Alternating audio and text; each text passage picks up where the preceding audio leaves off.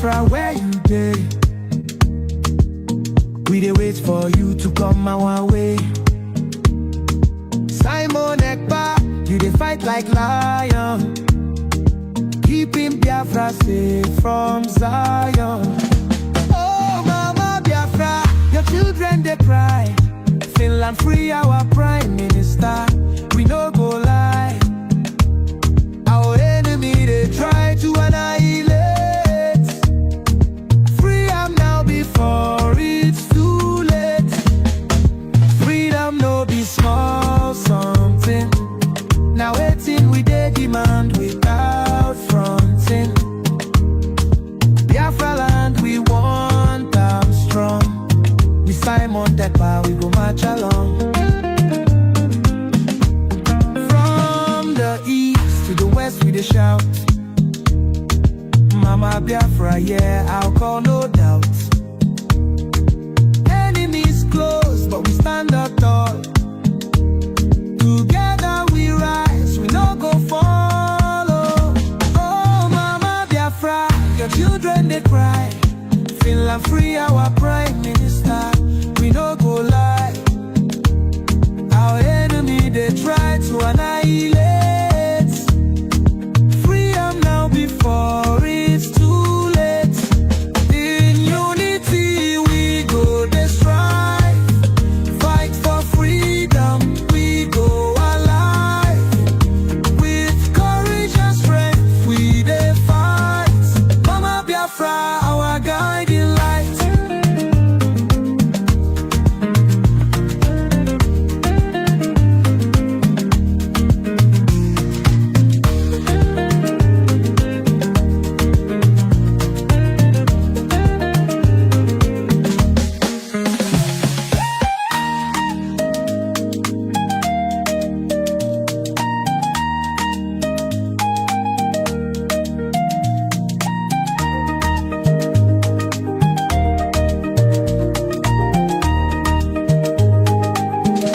Oh Mama Biafra, your children they cry.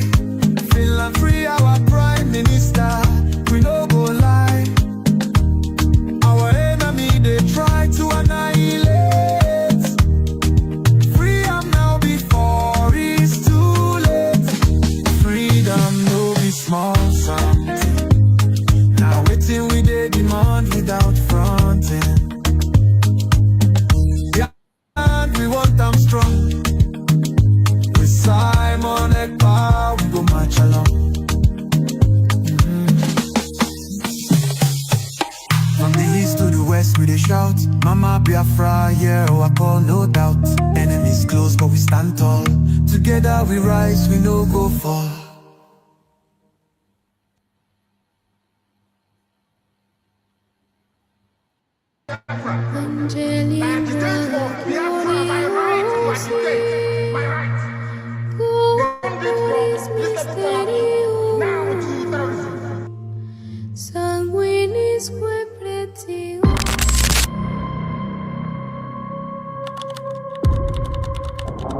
Breaking news reaching us now. The leader of the indigenous people of Biafra, IPOB, Nnamdi Kanu, has been arrested,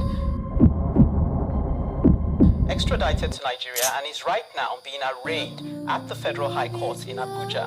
Kanu is facing charges bordering on treasonable felony instituted against him at the Federal High Court.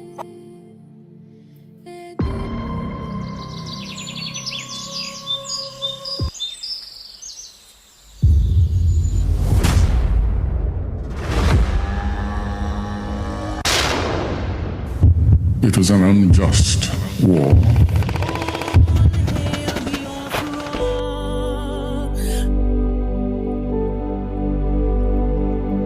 Long ago, in the heart of Biafra, a nation was born from the ashes of war.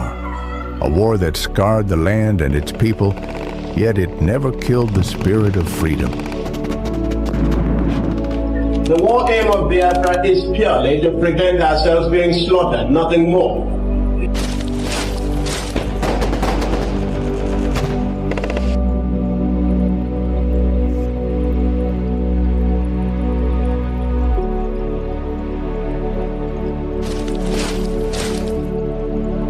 It was in this land, scarred by conflict, that Nnamdi Kanu was born, a son destined to revive the dream of independence for Biafra. And if anybody is going to judge our success and failure in this war, it will have to depend on how much we have prevented the enemy from killing us.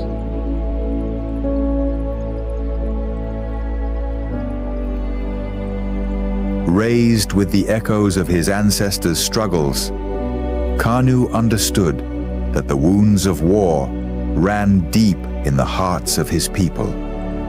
The scars from the Biafran War, which ravaged the land and cost countless lives, had never healed.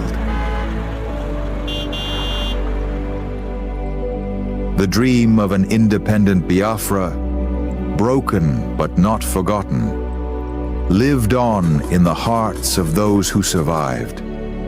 It was these voices, these memories, that called him to action.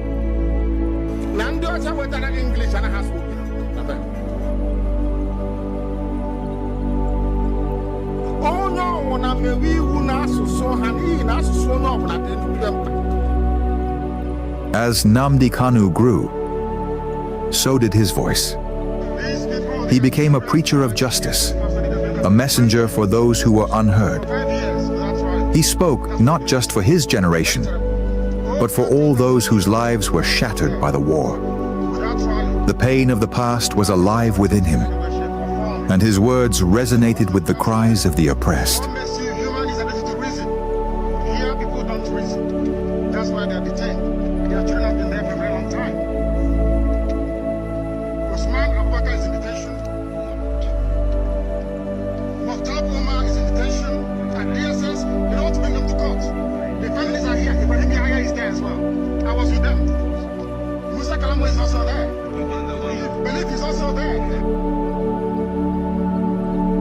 But as Kanu's message spread, so did the fear of the establishment.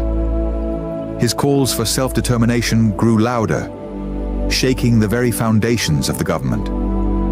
They feared the revival of a Biafran spirit, one that could awaken the wounds of the past and ignite a new conflict.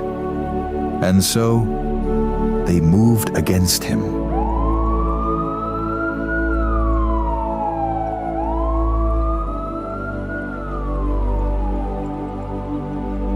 Nnamdi Kanu was arrested, his body captured, but his spirit unbroken. The authorities believed that imprisoning him would extinguish the fire he had started.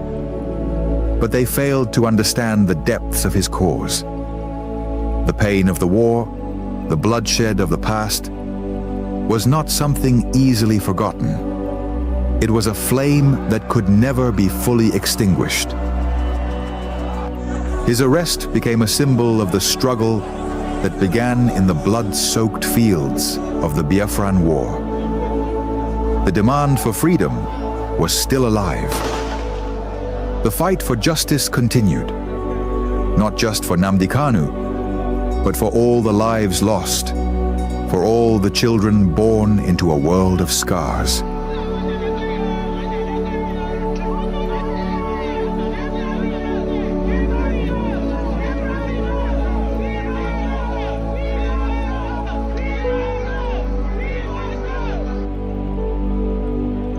The fight for Biafra is not just his fight.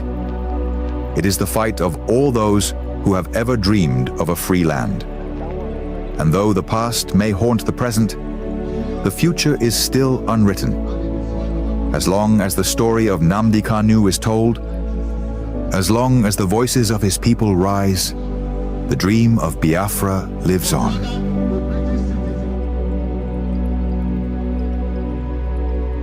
Arrested again, again, again, again, again, again, again, and yet again.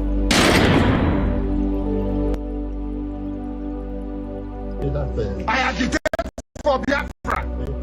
I agitate for Biafra by right to agitate. my rights.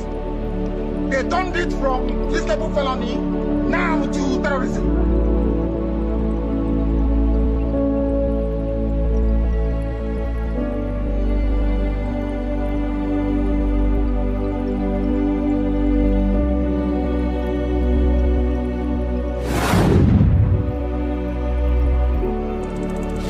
This is Nnamdi Kanu speaking.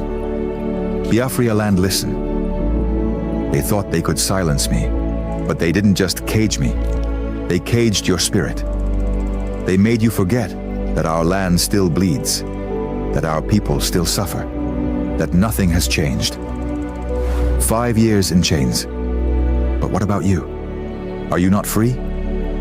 Or have they bound your voice with fear? The struggle was never about me, it was about you, your children, your land, your future. So I ask you, where is the fire that once burned in your heart? Where is the voice that once roared for freedom? Wake up! Rise again. Speak. Act. Remember who you are. This is Nnamdi Kanu.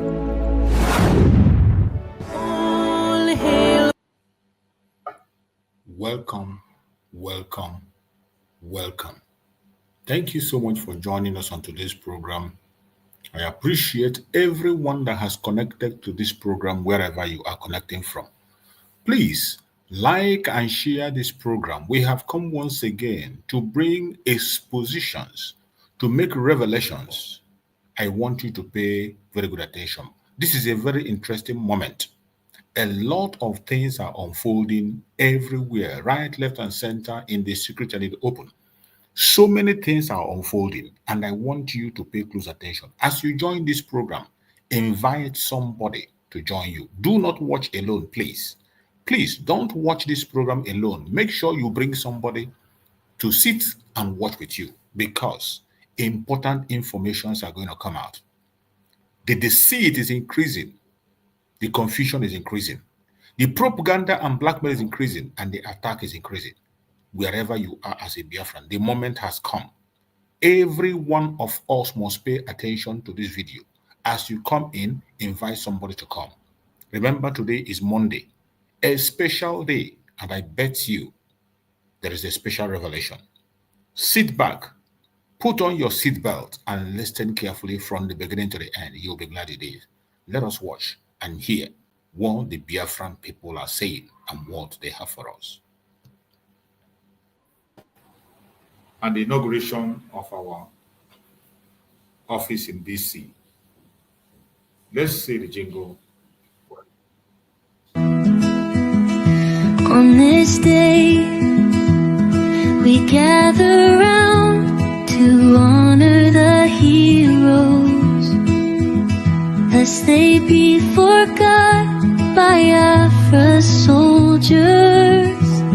To all Biafrans worldwide, from the Idoma to the Igede, the Igala to the Ogoni, the Ijo to Anang, Orong to the Ekit, the Ikwere to the Igbo, and all Biafrans, mark your calendar. A historic moment is upon us. On Friday, May 30th, 2025, the United States of Biafra government proudly invites you, all citizens and allies of Biafra, to a 3-in-1 event to mark the Memorial Day of our heroes and heroines at the first ever Biafra Peace Summit and the inauguration of our DC administrative office, a beacon of hope, strength, and unity for all Biafrans. Government, not the citizen, build up,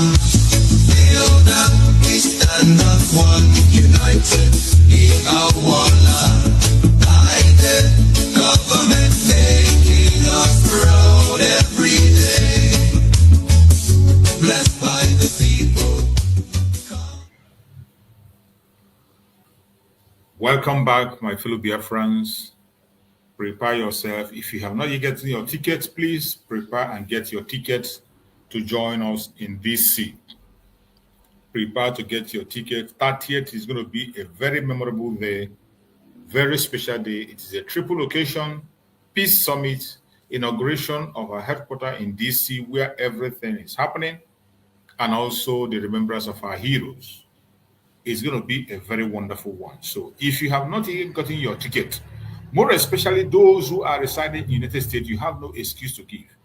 And if you do not apply on time for your ticket, you might not be able to get a chance to be there. So try as much as possible to do that as soon as possible. I appreciate you all. My beloved brother Christian, thank you so much for joining. Happy Easter. Good to see you. Yes, brother, choose happy Easter, my dear brother.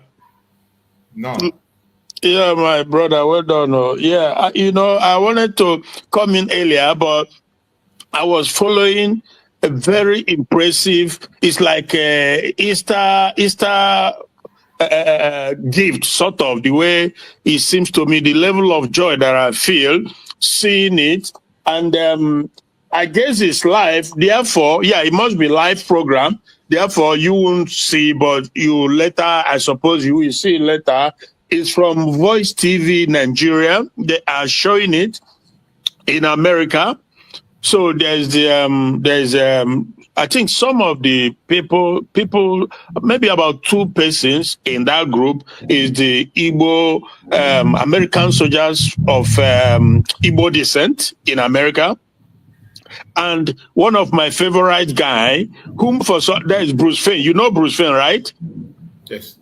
Yeah, Bruce Fane used to be my favorite because he speaks eloquently and he puts the picture very clearly when he talks about Nnamdi Kanu. And even those, I don't know, because again, I'm an outsider, I don't know really what goes on inside, but there was a time that it seems like there is a distrust, wherever it is. But in my heart of hearts, I know that this guy, Bruce Fane, there's this genuineness of love that he has for Nnamdi Kanu. I can guarantee you from his word, the way he has spoken about Nnamdi Kanu and about the Nigerian treatment of Nnamdi Kanu and Biafrans, you can't make it up. You just can't make that up. So he has they've just put up this program now, and they are presenting it currently in America, taking it directly to the President of the United States, Donald Trump, that this has to end now. That every time, like was it 2017 or thereabout, this is their word, the way they are presenting it, that Biafrans faces genocide, massacre. When Trump wins the election, we rejoice as Biafrans because he's our preferred candidate, which is not, you can't fault anybody for that. And our people get massacred when Trump wins the election in the past. And they were just putting things together. So that the level of gladness that I feel is unimaginable this morning. These are the things that we are looking up to, we are expecting to be happening, because, like I always say, we thank God for this time frame, for a time like this. And having Ngozi Orabeze in this time is not mistake, it's a design. It's the handwork of Chukwuka Abiyama. So effort just has to be made. I can't even explain it well enough how I feel. A lot is happening. The saying goes that every day is for the thief, but one day is for the owner of the house. This evil demonic entity called Nigeria is coming to an end. It can't continue like this. It's gotten out of hand. The world can't continue to pretend as if they don't know the level of genocide going on in that country. Even as Britain continue to turn a blind eyes, they created it, they nurtured it, and continue to try to kind of cover it up before the international community, which is sad and which is shameful, because at the end of the day, what a man sowed, that he is going to reap too.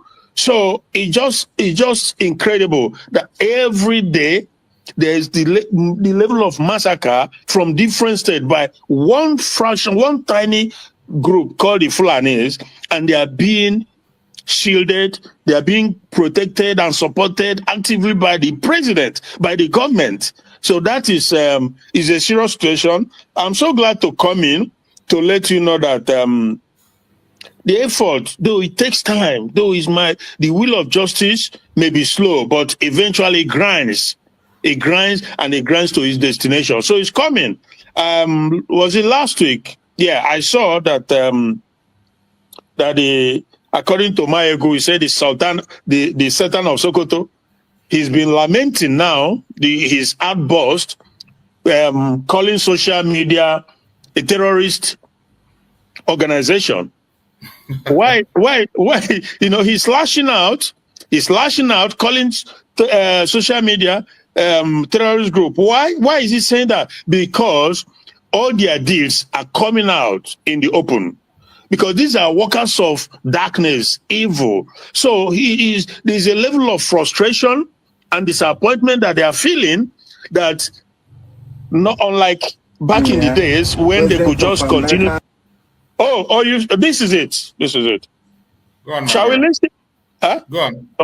Okay. So that is the situation that he is lashing out. He's expressing the frustration, you know, and the disappointment that has overtaken them, that the world. I keep saying it, that the day social media was created, when I came to Europe, there was no internet. Talk less of social media. But the day social media came about was a manifestation of God's own word. The coming of social media was a manifestation, because we live in a time now where nothing is hidden anymore. As it's happening, even in a village, it's spread around the world. So that is not to say that we have to keep pressing on. We have to keep making effort.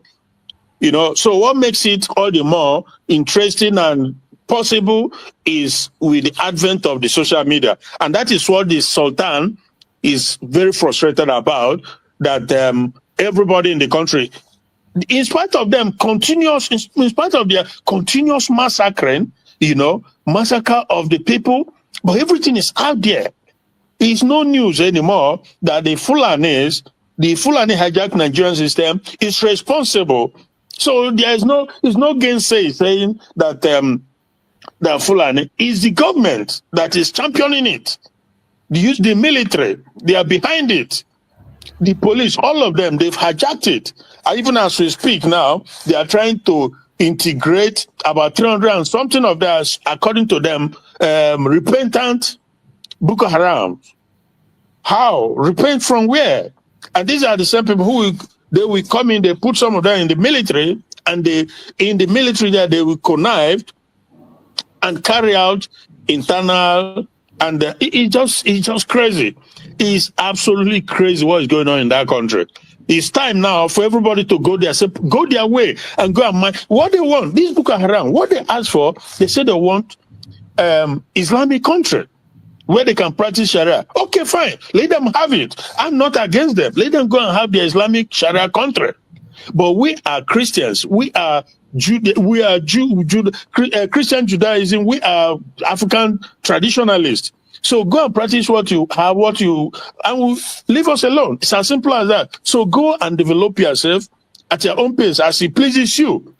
It's as simple as that. Because, like I always say, most of the time, if you remember, there is no solution to Nigerian problem. Anybody tell you their solution is deceiving him or herself. The only solution is every region go their way.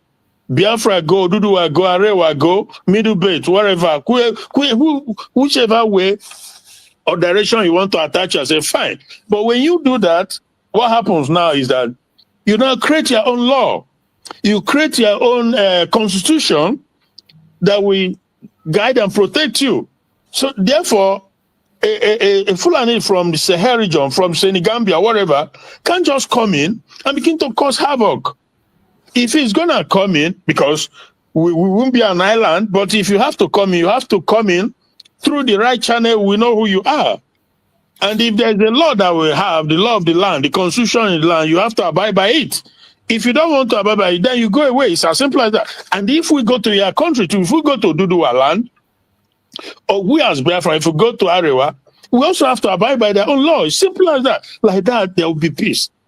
People can have their peace and develop. Even if there is problem within these nations, they will sort it out in the best way known to them, suitable to them. Nnamdi Kanu has emphasized that time without number, that we as Biafrans will be able to solve our problem in spite of the differences, but at least we know what is going on. We know how to go about it. Because we have our commonalities, the way we think, the way what we want, we pursue it, even with disagreement. Every nation, there's no nation that doesn't have disagreement. But that you be in your home, somebody comes and just slaughter you and walks away. Come and invade communities, send them into the bush, into IDP camp, and occupy there perpetually. Nobody is going after them. The government is not speaking up. This it's incredible. It's absolutely incredible, my brother. I'm with you this morning. God bless. Thank you so much, my brother. Thank you. I appreciate you for your speech and line of thought you just brought in. The video you were talking about, I have seen it. I watched it. Was it a day before yesterday or so? Okay. So, I went, I watched it, and I saw it. Oh, it's not live. Yeah, it's not live. I just watched it and I saw it day before yesterday. So, in regards to that video, because you have just mentioned it, I have to bring it up, and then maybe we'll, for those who have not seen it, who have not listened to it, we'll listen to it together and hear. But before we go into that video, I want to say something about it. Every single one of them that you see here, these people you see here, the unseriousness in them is something that is disturbing. Okay. They are not new. We have seen them 1,000 times with their eloquent English and a lot of sweet words. We have seen them. These people you see here, this group of people have held meeting with our Prime Minister Simon Ekpa on several occasions. Even after the kidnapping of Nnamdi Kanu, most of them were part of the people that we are told to go and form the government of Biafra in exile. And instead of forming that government, they were all lining up behind Peter Obi. Yeah, okay. They were telling Simon Ekpa to sit back and watch Peter Obi. Is a Jofo? There's one Jofo among them, eh? Every single one of them, every single one of them. The one that's a Jofo. I think that's the one that was the chairman of whatever. I've forgotten that. Yes. Yes, I remember. He was there. He attended a meeting, which I was there. A meeting that was conducted between Simon Ekpa, the members of the cabinet, with this group of people. I was in that meeting. I saw all of them. There was another program they had also. That one was done open, where you see them speak. These are people that are very, very inconsistent. You cannot trust whatever they say. I remember just like this Brufen you're talking. We know what transpired with Brufen. If he has repented and changed and begin to behave like a human, that's a different thing. But the role he played then, you see, that is one thing. Sometimes in this very struggle, we try as much as possible to keep emotions aside. If you don't, these deceitful people will always be coming in. They will always be coming with their sweet words. If you look very well, look at the people that praise Simon Ekpa to heaven. They are the ones that are fighting against him today. They're the ones that insulted him. The people that didn't want him alive, they are the ones that come to them and tell you, oh, he was doing this good. He was a nice man. People who were playing, crying and saying they want Biafra, today they are the ones talking against that Biafra. They are speaking against and lying against it. But when it comes to those paintings, they will come outside and they will do certain things to make themselves sound like something like this. Brufen, we know what Brufen did. The role he played. At a stage, he became their fundraiser. He became a fundraiser. For who? For the other side. Going to raise fund for a reason I don't know. So we know their records. That is why when we see them, we are not moved. But maybe it is not late if they change today, begin to behave well. Exactly. I remember, Mazi. Yeah, Mazi, I remember. I remember Ejiofor, that Ejiofor, when he said during Simon Ekpa was around then, and he said that make we give our brother a chance, Peter Obi, stuff like that, you know. So he was very common. That was very chameleonic because first he was for it, and later when Peter Obi came up, and he changed. And I was like, how stupid is that? Can you not see that the British, they are just trying to use Peter Obi to derail the movement? It's obvious. And I don't know if he's a doctor too or whatever, but can you not use your brain once for once in your life? This is just, even as we speak now, the same bullshit is continuing all over again. Peter Obi this, Peter Obi has nothing to offer. Oh my goodness. So, but like you just said, if they've have a change of heart, or maybe for whatever reason, because obviously, as but as we speak now, it's gotten to a place now where it's like some of them can no longer hide the truth, because every single day that passes, this Fulani hijacked Nigerian system, they are massacring people. Plateau, Benue, Enugu in particular. Enugu, what if you see information I got yesterday about Enugu, you can't even imagine. And the entire Yoruba land, they've taken over everywhere. So, but again, like you said, let's see. Maybe they are trying to have a change of heart or whatever it is. But I also believe that we have a different administration in the United States now, even though the guy has his handful. Unbelievable. You know, Ukraine, Middle East, China, this, that is unimaginable. But I've always known too that at some point, that is why I keep saying, because I saw BPM, Ngozi Orebeze, I saw her campaign vigorously for Trump. I saw her came out to demonstrate our position, and I was like, if only this could get to Trump, even if not him, but his surrogate, his campaign team, stuff like that. You know, I know how this guy, his mindset, he will definitely stand up and speak truth to power, because he's not, I mean, we have also always known that it's God, Chukwuka, and our effort that is going to give us Biafra. But at least we need as many support as we can get. So, exactly. So this current U.S. administration is one of those. And we pray to Chukwuka for the coming of this government, because the British government, make no mistake, my dear brother, this is our enemy number one. I make no apology when I say it, you know, because of what they benefit from Biafra land, the oil and gas, they know it. So, but for how long you going to continue to massacre people just because of something you can also get if you only do the right thing, you know? So that is the situation, my brother. Thank you so much. Thank you, my brother. You see, these people, we must not lose our guard for these veterans. We must not lose our guard. That is one thing. Yeah. The olive branch is always there. Even when Mazi Samanakwa is there, Mazi Samanakwa have kept it open. Mazi Nnamdi kept the room open for them to come in. But the problem we have with them is the inconsistency. Inconsistency. That is the problem. Just watch out. When P2B comes out now in 2000 and whatever they say they are doing their Nigerian they change. They will now switch over and begin to talk a different thing. People have now realized that the only thing that can give you relevance internationally now as a Biafran is Nnamdi Kanu. Yeah. That name has become so powerful. It has become so powerful that any place, any office you enter and mention that name, they will pay attention to you. Yeah. And that is what many of them are capitalizing on. When you see them speak so eloquently and they come and demonstrate, just wait in a few minutes now. Just only patience you have. You see them switching words. We appreciate whatever they do, whatever they say. If you want to be genuine, the olive branch is always there. And all we want is our independent state. Simple, nothing more. Because it is your business.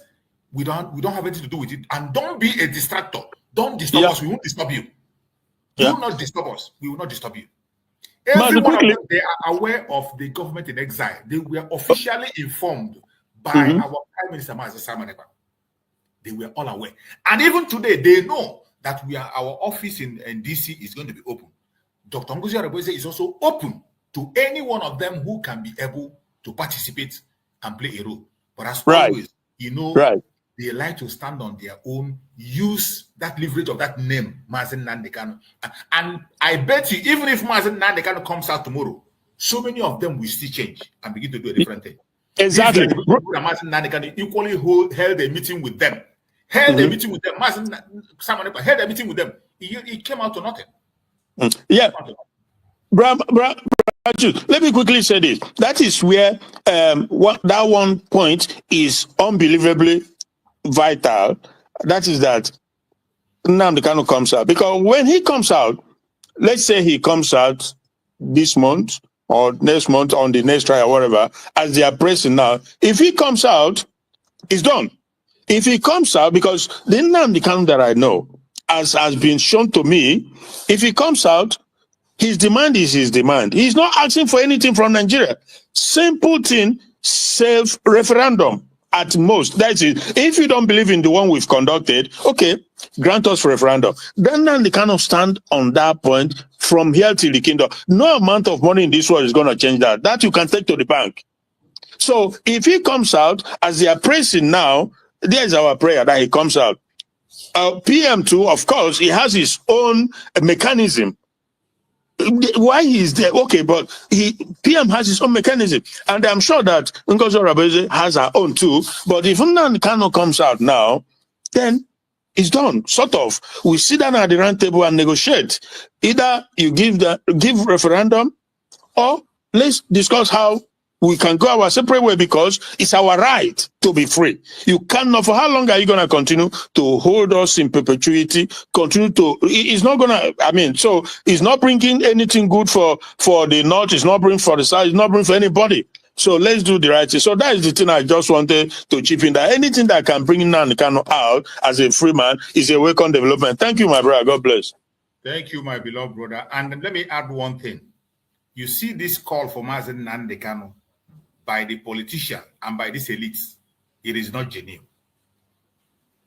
It is not genuine in the sense, there is one video, and maybe I will try to see that video and play. A man gave a prophecy, not because he's a prophet. It is not because about the prophecy, but when you read into what he said, naturally, when it comes to freedom fighting, what he was saying is a fact. That is how it should be. It's not about the prophecy, but that man gave it as a prophecy about Nnamdi Kanu, his release and continued decision.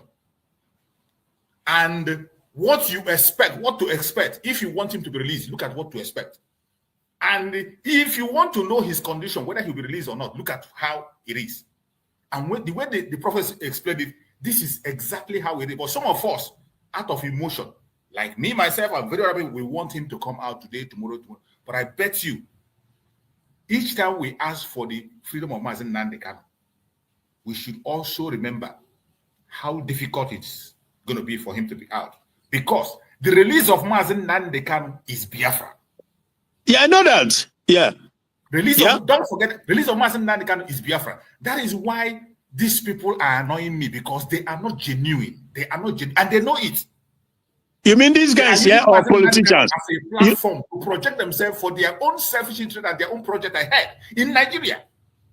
Okay, you mean these guys on this platform? It will unfold very soon. You will see it. It will unfold. But because the politician. I'm not saying it is. I'm not saying it's absolute. I pray. Yeah. Something can change. Bro, the politicians unquestionably, they don't want him out. The Soludos of this world, the Hopus of the mass, name them, all the governors, the politicians, the Biafran politicians, make no mistake about that. They don't want him out because they know that he's coming out is Biafra, and they don't want it. I want every Biafra to know that. You know, sometimes when we say, hey, release Martin, they think it's just to release him, he go to his house and continue to broadcast again. No way. When you are asking his release, that is why I say, people, you do not separate Biafra, separating these people together. You don't know what you are doing. It's mischievousness. It's not. You can't. If you see anyone that comes out, talks bad about Mazi Simon Ekpa, hates him with all God, you don't want Biafra, but you love Nnamdi Kanu so much. He's not genuine. He's doing he's a nice person. He's not genuine. These are deceitful bunch of fools. Yeah. If you hate Simon Ekpa and you say you love Nnamdi Kanu, you are not genuine. Heaven knows that you are not genuine, because they are fighting. They have the same agenda, the same goal. I am telling you the gospel truth. So, but like we just said, these guys here on this picture, like you said, let's pray that their intention is genuine. But as for the politicians, you don't even need prayer to deal with that, because this woman, Bianca Ono, all these people, they are one Nigerianists. Peter Obi of this world. They are one Nigerianists. Even though Nigeria is dismantling, destroying, and they don't care. They only care who they talk in their mouth. Peter Obi said this lie. All what he wants is to continue to perpetuate his own personal agenda. And there's a reason for that, because I know when he was a governor, I know the things he did. You know, self-determination is not a crime. People carrying placards and you slaughter them just for asking for, who does that? And this is some of the things Peter Obi did in the past. So, but thank you, bro. Thank you so much, my brother. We're going to play the video so that all of us will listen to it and chip in. But before then, our beloved brother Greg is on stage. My brother Greg, open your mic and speak to us before we play that video, and all of us will listen to them. Yes. Happy Easter to Biafrans. Happy Easter to Christian and Mazi Jews. Christ is Happy risen. Easter. Happy Easter, my brother. Yes, we are happy for the resurrection of our Lord Jesus Christ. For those that believe, He has given them the power to become the sons and daughters of God. So we are among them that believe. Thank you for your work as we remember our brother Nnamdi Kanu and Mazi Simon Ekpa and all the people who are fighting and those who are suffering in jail because of freedom, that let the risen Lord visit their case and visit the case of Biafran freedom. That is our prayer. And we pray for all the cabinets and the media people in this resurrection time, that God will be their strength and protect them from the evil ones who doesn't like light. Those that remain, still want to remain in darkness. Let the risen Lord shine upon those that believe in truth. Yes, we thank God so much as we move. I am going to start with these people you guys have started with. You remember the so-called the Igbo Congress in US. Exactly. The man that called himself Professor Ejiofor, right? That man is evil man. The man is evil man. That Professor Ejiofor, Chidi in Canada, and the so-called Eninaya Baribe. These people are deceivers, and never you trust them or talk anything about them concerning what we are doing. They are not real. Let me tell you, you cannot want Biafra in one hand and want Nigeria in the other hand. It is not possible. That means you don't know what you are standing for. The Biafra we are fighting for is the Biafra we know what we want. I cannot want Nigeria and want Biafra. I want Biafra when I did not get appointment. I want Biafra when contract is not given to me. I want Biafra when I am not in any political party that is in control. That is not what we want. If that is the kind of Biafra Nnamdi Kanu want, by now Nnamdi Kanu must have been a billionaire. And the same thing with Simon Ekpa, especially in this season. In these 3 years or 4 years that Nnamdi Kanu is not there. If Simon Ekpa had been fighting for money, by now he must have been a trillionaire. Of course, they called him and promised him to make him the Dangote of Biafra land. Because, let me bring your mind, the purpose of kidnapping Nnamdi Kanu was not to punish him for anything, but to make sure that Biafra is finished. Nothing concerning Biafra. There is no other reason than to make sure that they bury Biafra. That is the reason. And when Nnamdi Kanu was kidnapped, these 3 people you see, I mentioned here, this man that called himself Professor Ejiofor or whatever, and the one called himself Chidi in Canada, and then Eninaya Baribe. Their interest is to use Nnamdi Kanu to get something from Nigeria. You must always be careful and watch people, the way they move and the way they act. This Professor Ejiofor wanted he was thinking that today that Obi will be in power and they will call him back to come and hold one position as a minister. That is 100% sure. So he dumped Nnamdi Kanu in jail. And he fights Simon Ekpa to everything, telling everybody that Tinubu, Atiku, all the opposition people that is working against Obi paid Simon Ekpa billions. So these people are evil. He worked with DOS. He worked with Nnamdi Kanu's brother. And today, what is happening? So any person that attained to some certain level of education, enwere ihe a na-akpọ ya ọgụrụ akwụkwọ agụghị uche.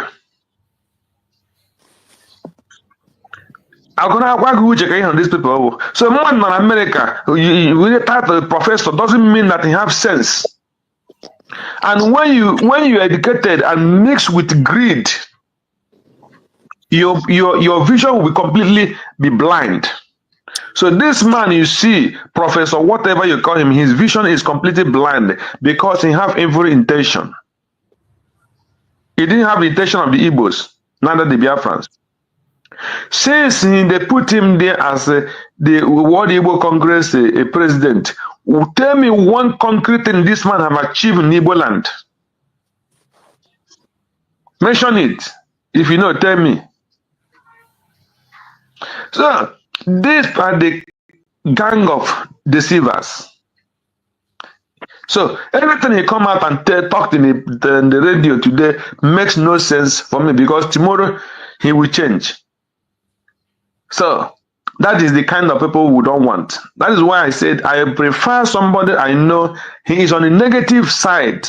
Then I will know how to follow him. But this one that will come and put his body on you. So when you rely on him, when time they come, he will leave you and you fall and your head will knock on the ground. So be careful with that kind of people. Onye ka ndị Igbo na-atụnile si na ọkwọ m n'azụ ma ụkwụ m na-ede n'ala. Na ya hapụ ka iwere okwu wee gaba ka iwee mara how speed and how slow you can walk. So these kind of people, forget them in anything you're doing. Never near them at all. Instead, it's better for you to near your enemy so that you will know this person is my enemy and you know how to follow him. But this kind of people, forget them. So this man, we immediately Nnamdi Kanu was the first arrest of Nnamdi Kanu, 2015 or 2014 or 16. When Nnamdi Kanu escaped from being for the hand of the military from assassin in his father's house, and he ran away. Nobody knew where he was. This man invited Nnaya Berebe. Nnaya Berebe come to the Igbo Congress News and said that any person that is working with Nnamdi Kanu is not helping the Igbo, that Nnamdi Kanu was evil. And this is the person who stands for Nnamdi Kanu's bail. And he was invited to the World Congress and he talked evil, even when they don't even know whether if Nnamdi Kanu was alive or Nnamdi Kanu was dead. He vomited evil because Nigerian government was pursuing, telling him that he have to provide Nnamdi Kanu. He was thinking that Buhari would jail him. So what he have to do, he came to America and he speak evil against Nnamdi Kanu with this very man you see here, Ejiofor. I watch it myself live. So these people is not the people to write about. So everything they are talking is not a problem. The most important thing there is, I remember St. Paul say, let Christ be preached. Either you are preaching Christ for out of jealousy or out of falsehood. The most important thing is that Christ is preached because Christ himself knows those who are for him. So the Biafrans know the people who are fighting for freedom. So if he come on any television, any news, anything and talk about Biafra, there is no problem. Let him preach Biafra. But to work with him is what I would never advise any person that calls himself a freedom fighter to go and talk anything with him concerning Biafra. That is my submission for now until the other things are played. Thank you, Marichus. Thank you so much, my brother Greg. I appreciate you. I can see my brother Akonya Weather is there. Let's hear you, my brother Akonya Weather. Go ahead. Let's hear you. Good morning, Uncle Chus. No, good morning. Good morning to other guests in the house. No. I don't know much about these guys.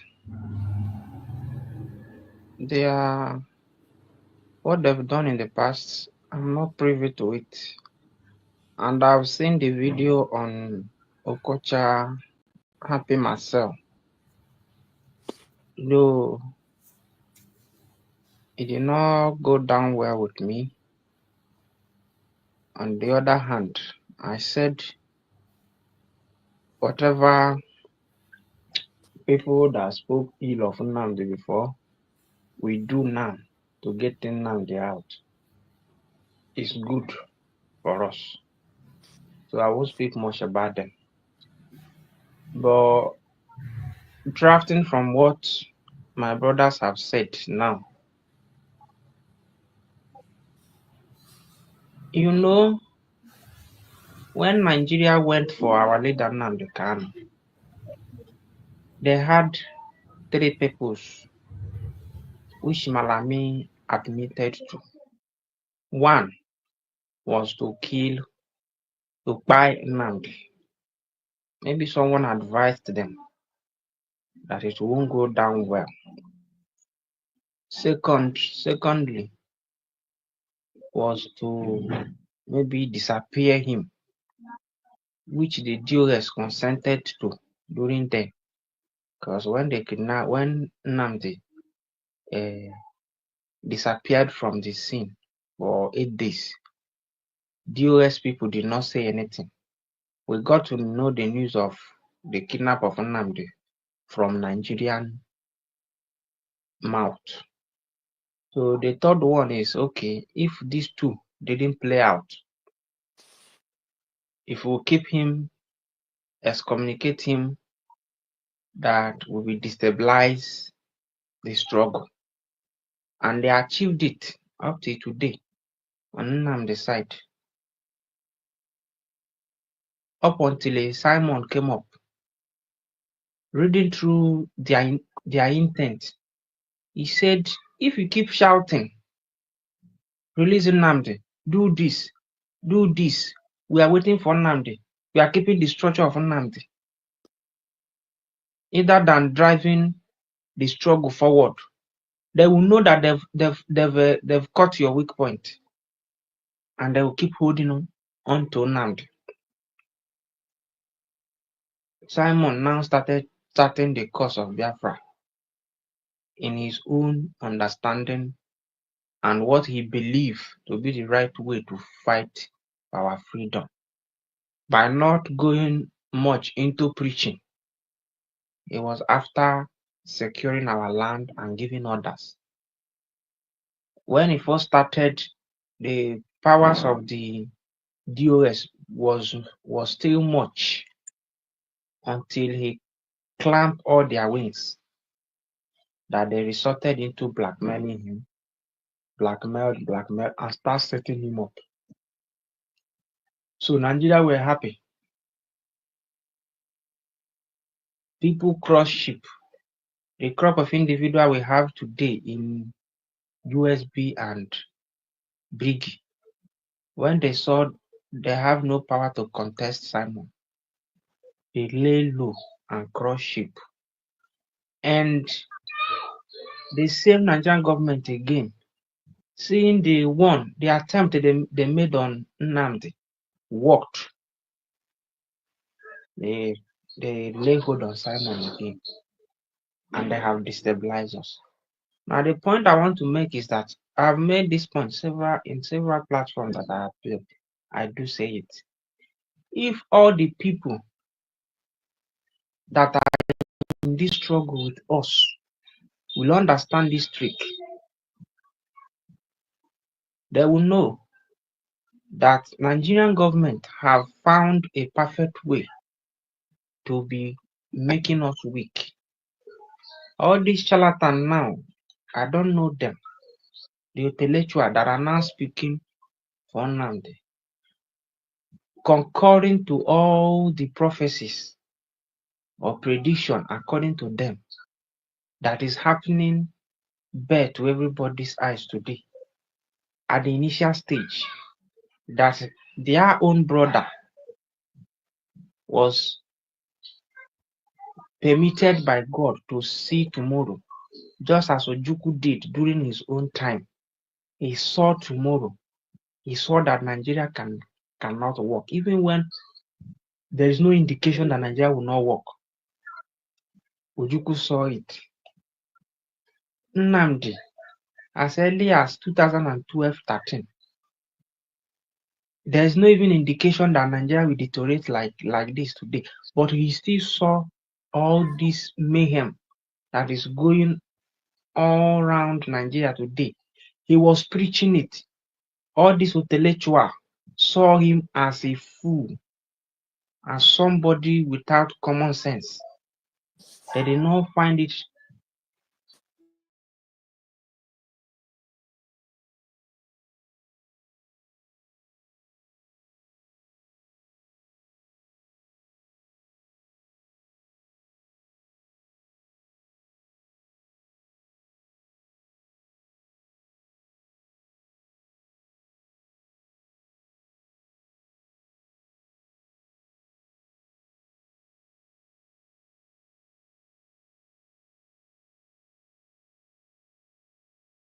other tribe to follow suit and called Nnamdi names. They as well assisted them in kidnapping Nnamdi. Now, all that Nnamdi preached to us is happening. And when Nigeria lay hold on him, all we were shouting is that let us keep it the way Nnamdi left it. As if your dad embarked on building a house, along the way he died, as a son, you will say, this is the structure my dad will keep. My dad started building. Maybe the house is too big. As a reasonable son, you know that you do not have the capacity. Maybe in Nigeria that when somebody dies, bank will seize your money. Other people that you are into business that do not have proper documentation will abscond with the money of the man, and you are now left with a minimal resources. As a man that have intelligence, won't you either do some part of the house or change the structure? They said, no, we must keep on with the structure our dad started. We must complete this mansion. That is the very weak point that Nigeria has seen. Now they've laid hand on Simon. Instead of the people that work with Simon for 3 years to drop their egos, discovering that this has been a tactic that Nigerian government is using on us. We now have factions. Some says they want to be preaching the truth. Some say they are defending the structure of Simon, that we should let the house be like that, no change, nothing, let us wait until he come. Some that wanted to move with what the young man said, that do this. This is how I want it to do. I want it to be, even in my presence or in my absence. There's now clash. No more work. Because I could remember when Simon was much with us, the talk about the releasing of Nnamdi was not even from the Igbo extraction. Asari, many were talking. It took over their mainstream media because the signal was hitting them right. The insurgents of a Fulani herdsmen ravaging, taking up land was not even seen in our land. The war we were facing was the war between Biafrans and the military police. Even Ebubago was nowhere to be found again.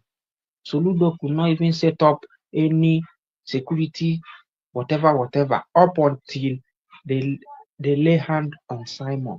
So what I want to say is that our people should understand that this struggle is like a relay race. That people will be partitioned, kept in different distance. When you run very fast to get to your next brother to hand the baton of the race to that person. And when the baton is being handed to you, I don't think that someone that is on that race looks back. Rather, you start moving. Until we discover that if we reorganize ourselves now, knowing that whenever any of our leader is being captured, whether by arrest or by kidnap, that we should move on. whoever that is nearest to that position should be allowed to lead. Whatever argument you should make should be a constructive argument. You lay the argument on appropriate quarter that you're supposed to make it, not to come online and start bashing your brother or making yourself look stupid. Since the call of our PM, men on the ground, all of them started at the initial stage yapping nonsense. They saw the prominent figures that was working with Simon, greater number of it deviated. People that were even working without being noticed, they all pop out with different opinion. The likes of Ada spews from both sides of her mouth. Sonia Akparawa that is even speaking English, he's right up something that is on public domain that everybody can see. When you tag many people, even your enemy that is not following you might be following the person you tag. They just bastardize everything now. Where since when they arrest Simon, have we had the fire that was brewing on how to release Nnamdi still sustaining that momentum? So this is what our people, the people that are found in this struggle, should understand. Even though you don't believe what Uncle Chooks is saying, stay on your lane, chart your course, which is Biafra. Don't bash at anybody. Even if you should bash, there are so many ways now to contact those persons. CRC that are supposed to do their work, instead of them to do their work, barely 24 hours, they raise a memo to carry Ogenkere and make him leader, which was very questionable at that moment. That made even some people that follow USB to say, why are you raising a memo? We've not even gotten all the details of why Simon was called upon and you want to replace him. Starting from that moment, they decided on what to do. After the declaration, they turned themselves into an electoral body, electoral empire, to elect who they, with all their distance, the qualities they put out, that the person must bear for the person to become APM. Since they become APM now, what result have we seen? All the photo that Ogenkere has been showing, why is all those people that he is meeting in the Congress, Washington DC Congress House, why are they not the one now coming to stand like this? And such image, such video is still coming from people that are not even in Drugi or in USB or even in DOS. And you people are online bashing yourself, making whatever you make. No, the people that are working with you, that have all the resources, they have an existing army, have allies all over the world using your resources to fight you. They've seen that whenever they take whoever that have managed to stand, that you people will go up in flame. That's what they will continue to do up until our people, we ourselves, Gamata, now Chile Meze, Nada Akuteze Lokpo, Ogenyere anyị aka, anyị emekwa understand ihe anyị na-agbara ọsọ ya na ọgụ Biafra anyị na-ekwu okwu ya abụghị business, na ọ bụ something ị ga-emegoro understand kedu ihe ya pụtara, kedu the best way a ga-eji nweta this thing. Ọ ga-enyere anyị aka because ọ bụ na Simon ka nọ with us, Nigeria aka gị release Nnamdi. Ọ bụ na Simon na ha hapụrụ Simon to declare Biafra, by now all this damage control assignment a ha nyere anyị everyday ka ha bụ ihe anyị na-ekwu.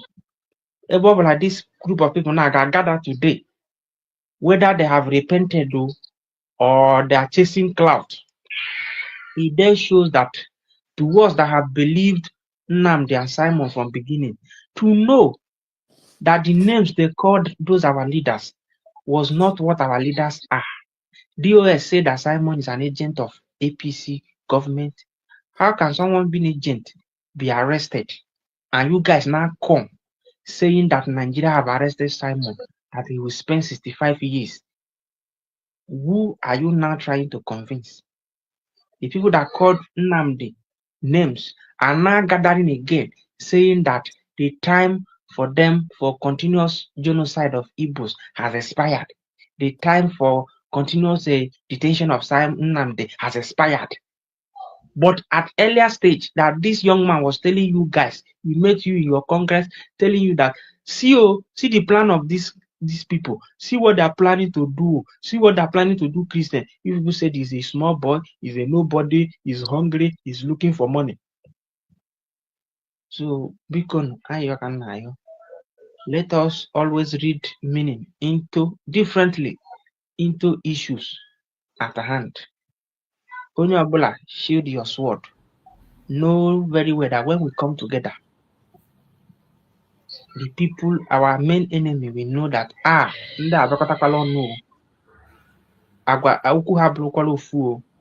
Thank you, my brother. Akonye with it. That's all I have to say this morning. Thank you so much. Appreciate you for your contribution. Now let us go to Mazi Dibia. Before we play this video, we must play this video and listen to this so that people that didn't hear them, we know them. Me, I know every one of them there. I know them very well. So we are not moved with all this.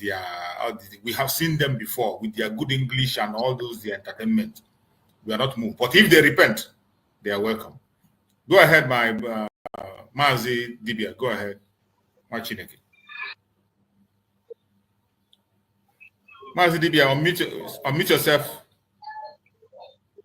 Can you hear me?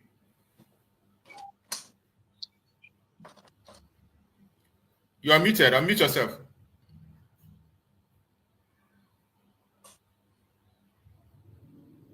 We cannot hear you. You are muted. Unmute yourself, Mazi Dibia.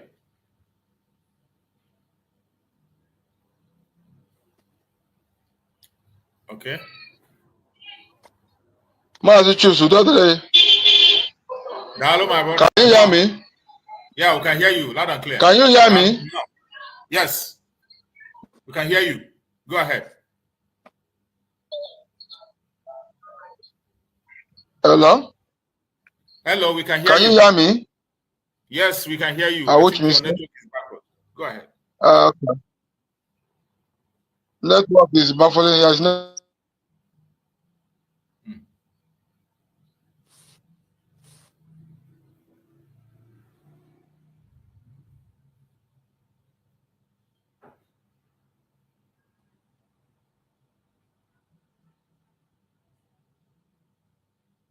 You're muted again. You are muted again. We can't hear you.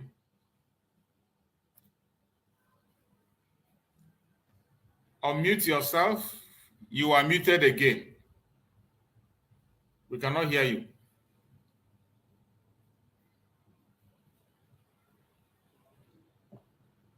Mazi, we cannot hear you. Maybe. Hello? Hello. Go ahead. Hello? Hello. Can you hear me? Yes. Yes. Good morning. Good morning. No. Can you hear me, sir? Yeah. We are for the last 2000. Let me go out. Okay.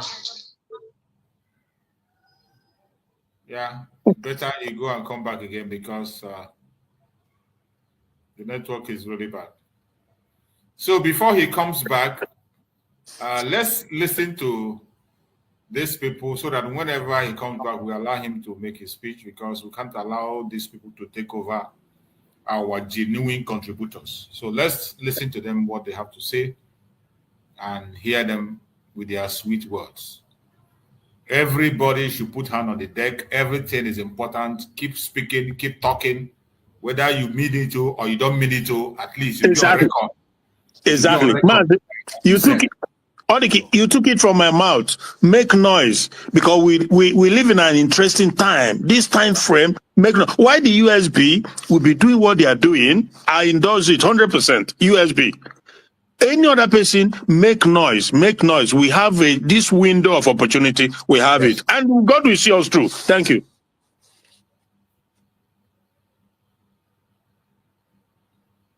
Veterans of Igbo descent. My name is Dr. Sylvester Onyia, President of American Military Veterans of Igbo descent, Harvard. I'm here today with Rising Sons and Ambassadors for Self-Determination were in the state capitol to bring our concerns to the American folks that Nnamdi Kanu need to be released now. A lot of people have talked about him being unjustly incarcerated for nothing. He is not the problem of Nigeria. If anything, he's the solution to solve Nigerian problems. We're asking President Tinubu, just like we asked President Buhari, that got him in the first place, to release him. They have not done anything to anybody. On this note, we are reminding the world about what happened in January 2017, when inauguration of Donald Trump was celebrated in Port Harcourt, and the Nigerian government shot down and killed over 27 young youths of Igbo descent, IPOB young stars, for doing nothing but cheering up the president of their choice. This happened and nobody have been brought to account for that. We are asking that the government of the United States under Donald Trump, present president, to look into that massacre, because it was democracy that was being celebrated, and those youths were happy, rejoicing that such a good thing happened, and the military went and killed them all like chickens.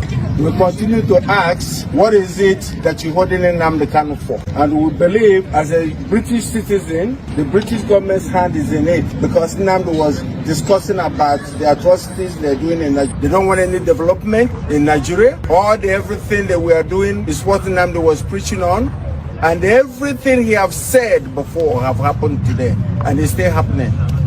The jihadis coming in to work for the British government and to be killing people, the Fulani herdsmen, the terrorists, and that's what they are, killing people, trying to displace indigenous people, trying to take their lands from them, land grabbing. We want the world to look into it, more especially the United States government. For one thing, if nothing is done, once these jihadis get hold of the southeast, the Christians that they're trying to exterminate, they will have hold of the sweet crew. And once that happens, the next thing will be to challenge the United States and even the Britain that is encouraging them to do their bad deeds. So, Father, I've heard that a Nigerian government official, the Inspector General of the DSS, Department of State Services, has said, Nigerians, defend yourselves from the terrorists and the bandits, end quote. So, Father, as a minister of God, do you support self-defense, especially where it may lead to the killing of your assailant? Thank you very much, sir, for the question. And if you don't mind, let me begin by thanking you and your colleagues who have been working with us tirelessly to bring to the awareness of the world the level of injustice that is going on in Nigeria. It's getting too much. And at some point, somebody somewhere has to stand up and say, enough is enough. Now, coming to your question, yes, the Director General of DSS, who in American context, we might equate to the Director of Homeland Security, is a special government official in Nigeria who is striving to top secret intelligence, actually, for him to step forward and publicly told Nigerians, arm and defend yourselves, tells me a couple of things. One, Nigeria is either becoming a failed state or is already a failed state. Why? Because he said that they don't have enough government manpower to defend you. The military, the police, the DSS, that they don't have enough power to defend their citizens. What is the primary responsibility of any government, democratic government? To defend the lives and property of the people. So, for the director of DSS to say we don't have what it takes to protect you Nigerians, it means that they are incapacitated. Self-defense is a natural phenomenon. If I were to pinch you now, you will blink unconsciously in defense of yourself. So self-defense is a natural phenomenon. But in the context of the DSS, honestly, I wasn't expecting that we shall come to that level at which the common people are required to arm themselves and defend themselves. But guess what? It has happened. In other words, what it means is you're on your own. If anything happens to you, you have yourself to blame.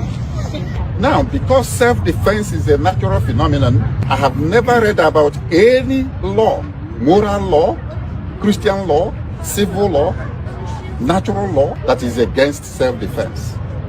None whatsoever. But you know what?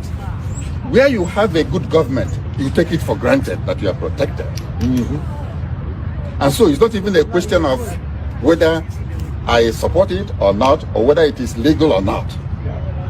And then for the government to say, defend yourself. Now, we are taking self-defense to a higher level. The level of you have to do everything possible to protect your life. Your life is the most precious gift God has given you. Very, very precious.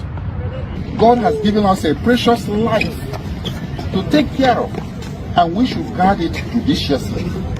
But what is happening in Nigeria is that a group of bandits, terrorists, have taken it upon themselves to be massacring people at will. They carry arms all over the place, unchecked, unhindered. And they are decimating ethnic groups. In the name of herders, farmers, clash, rubbish.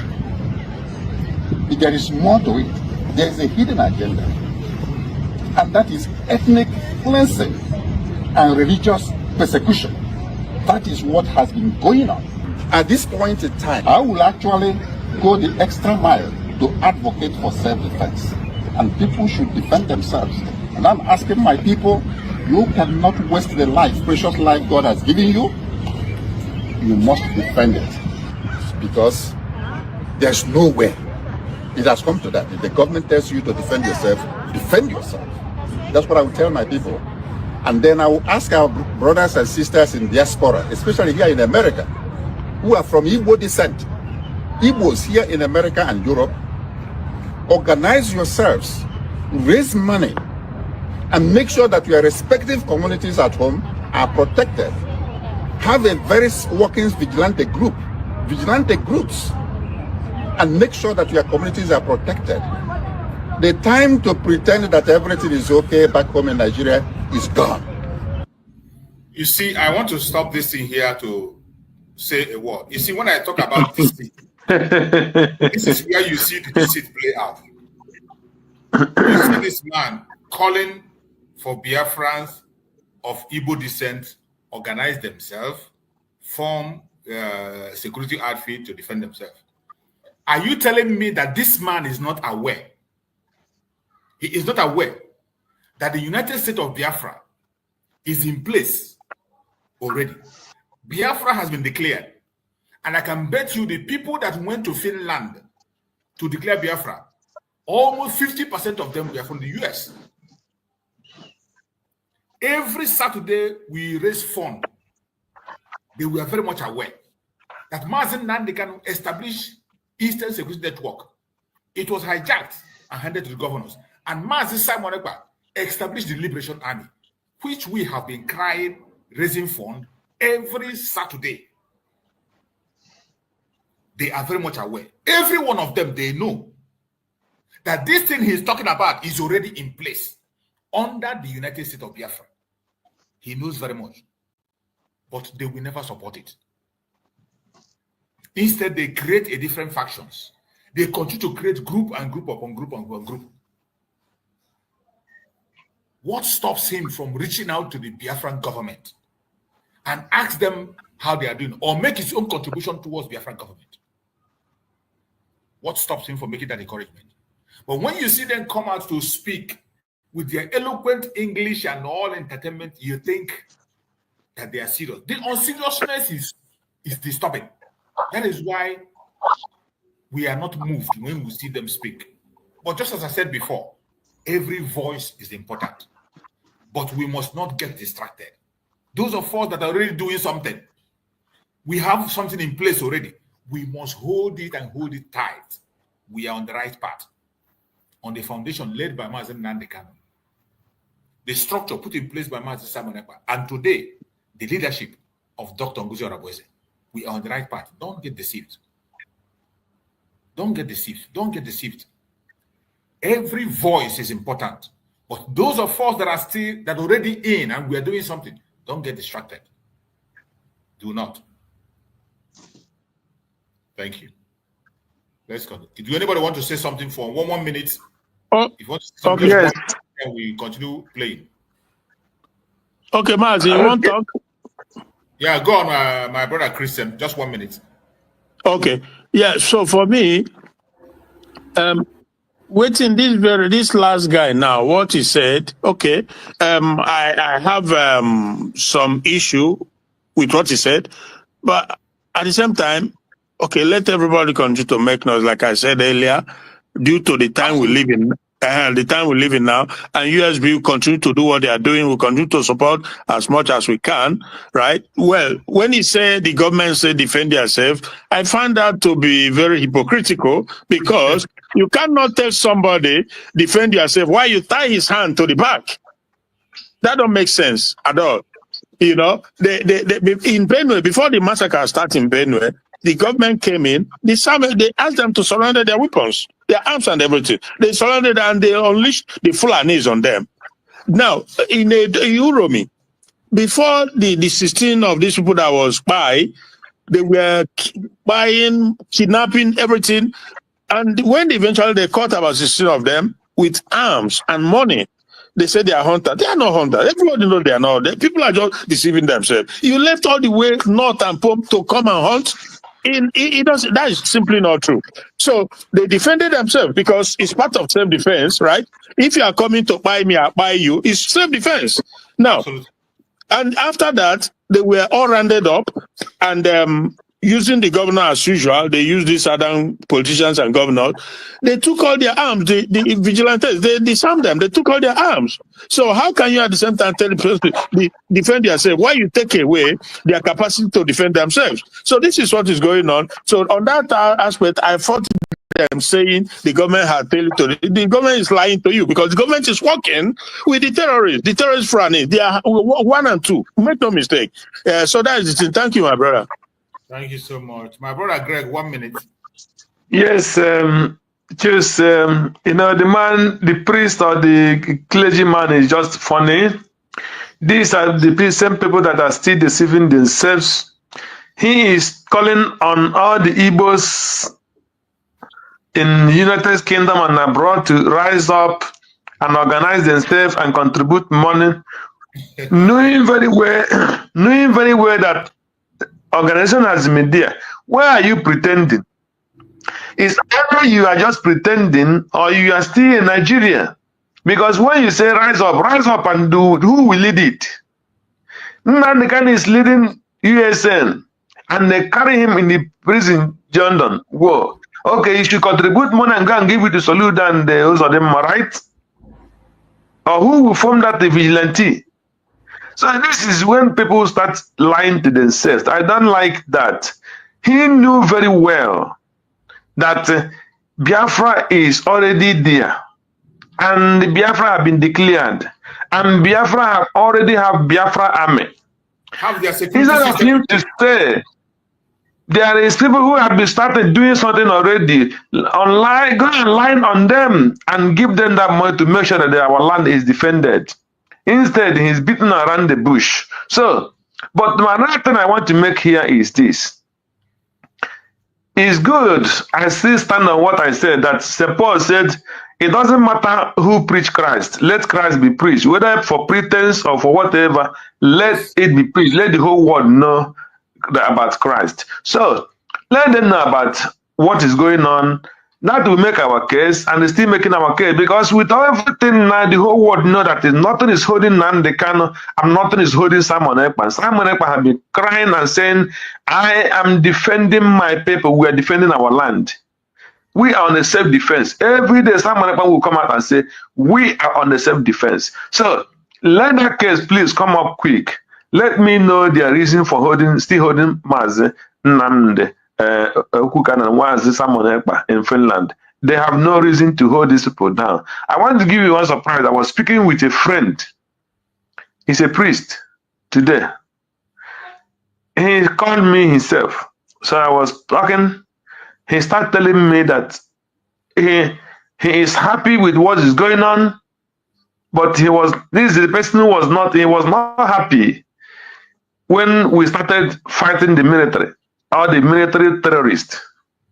But now he's telling me that he's happy that Biafra was declared, and I'm just telling you this morning that he's happy that his prayer every day, that his holy special prayer for this very thing that we are doing, and that he wants to tell me that many people are very happy about it, that Biafra have been declared. I was surprised. As I said, Father, are you telling me this? He said 100%. He said Nigerians are happy about it. The Biafrans are happy about it, that they are happy about it, that people should support Dr. Ngozi. I said, wow, you are telling me this? He said, yes, they should support her. They should make sure that people should stop breaking away or doing this and doing it. Let the people stand on this and stand on it and make sure that they stand on their feet. I said, that's good that you are coming up this morning. So all these people that are still deceiving themselves, let them preach it on. There is no problem about it. Thank you. As we continue. Thank you so much, my brother. And may never come back until that country disintegrates. Because honestly, a failed state, the only solution to a failed state is disintegration. To your thanks, O Israel. Everybody should go and take care of themselves. From the local communities, maybe to the regional level. And guess what? This is exactly what Mazi Nnamdi Kanu has been preaching for more than 10 to 15 years. That these people are coming. These are mercenaries sponsored by the Fulani hegemony to decimate the rest of the ethnic groups in Nigeria. And the government has done little or nothing to stop them. And to our greatest embarrassment, or even being fair to them, they have now told us officially that there's not much they can do. So, Bruce Fine, as a constitutional lawyer and the International Council for Mazi Nnamdi Kanu, and you visited Nigeria many times, your client has served over 5 years in prison. What is Mazi Nnamdi Kanu's current situation, and how has the current state of the Nigerian Constitution and the rule of law affected Mazi Nnamdi Kanu's freedom? Well, thank you for that wonderful question. We're really gathered here today to pay homage to Nnamdi Kanu and his unsurpassed courage that has given the Biafrans hope, which is what sustains the people and moving forward towards justice. Nnamdi Kanu was victim of a crime. Crime perpetrator was the nation of Nigeria. In 2021, he was kidnapped and tortured in Kenya. He was then returned to Nigeria, where he's been denied a trial for now over 4 years. I helped precipitate a ruling from the working group on arbitrary detention in Geneva, holding very unambiguously and calling for the immediate and unconditional Nnamdi Kanu, because the government of Nigeria had violated 16 human rights covenants that were binding on all nations, whether they accepted them or not. The Nigerian government has flouted that decree now for almost 3 years. Nnamdi Kanu remains in isolation. Again, he's never ever been given an opportunity for a trial. There are repeated adjournments because there is no evidence. I've examined the indictments. They're really quite hollow. They don't have any specificity of what Nnamdi Kanu did that caused any kind of violence or harm. And at present, there still is no scheduled trial date. It's a continuing criminal violation by the Nigerian government. The great irony is that the real case should be Nnamdi Kanu versus the government of Nigeria, which should be in the defendant's chair.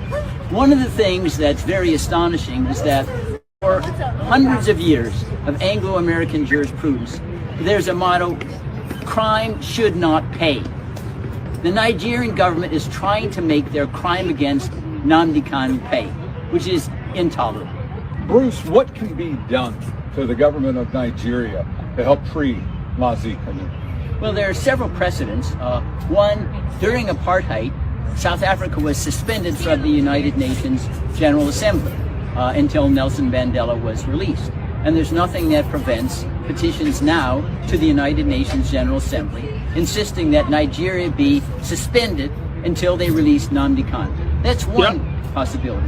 Another would be if you had the president issue an executive order says there are going to be no Nigerian visas to visit the U.S. until Nnamdi Kanu is released.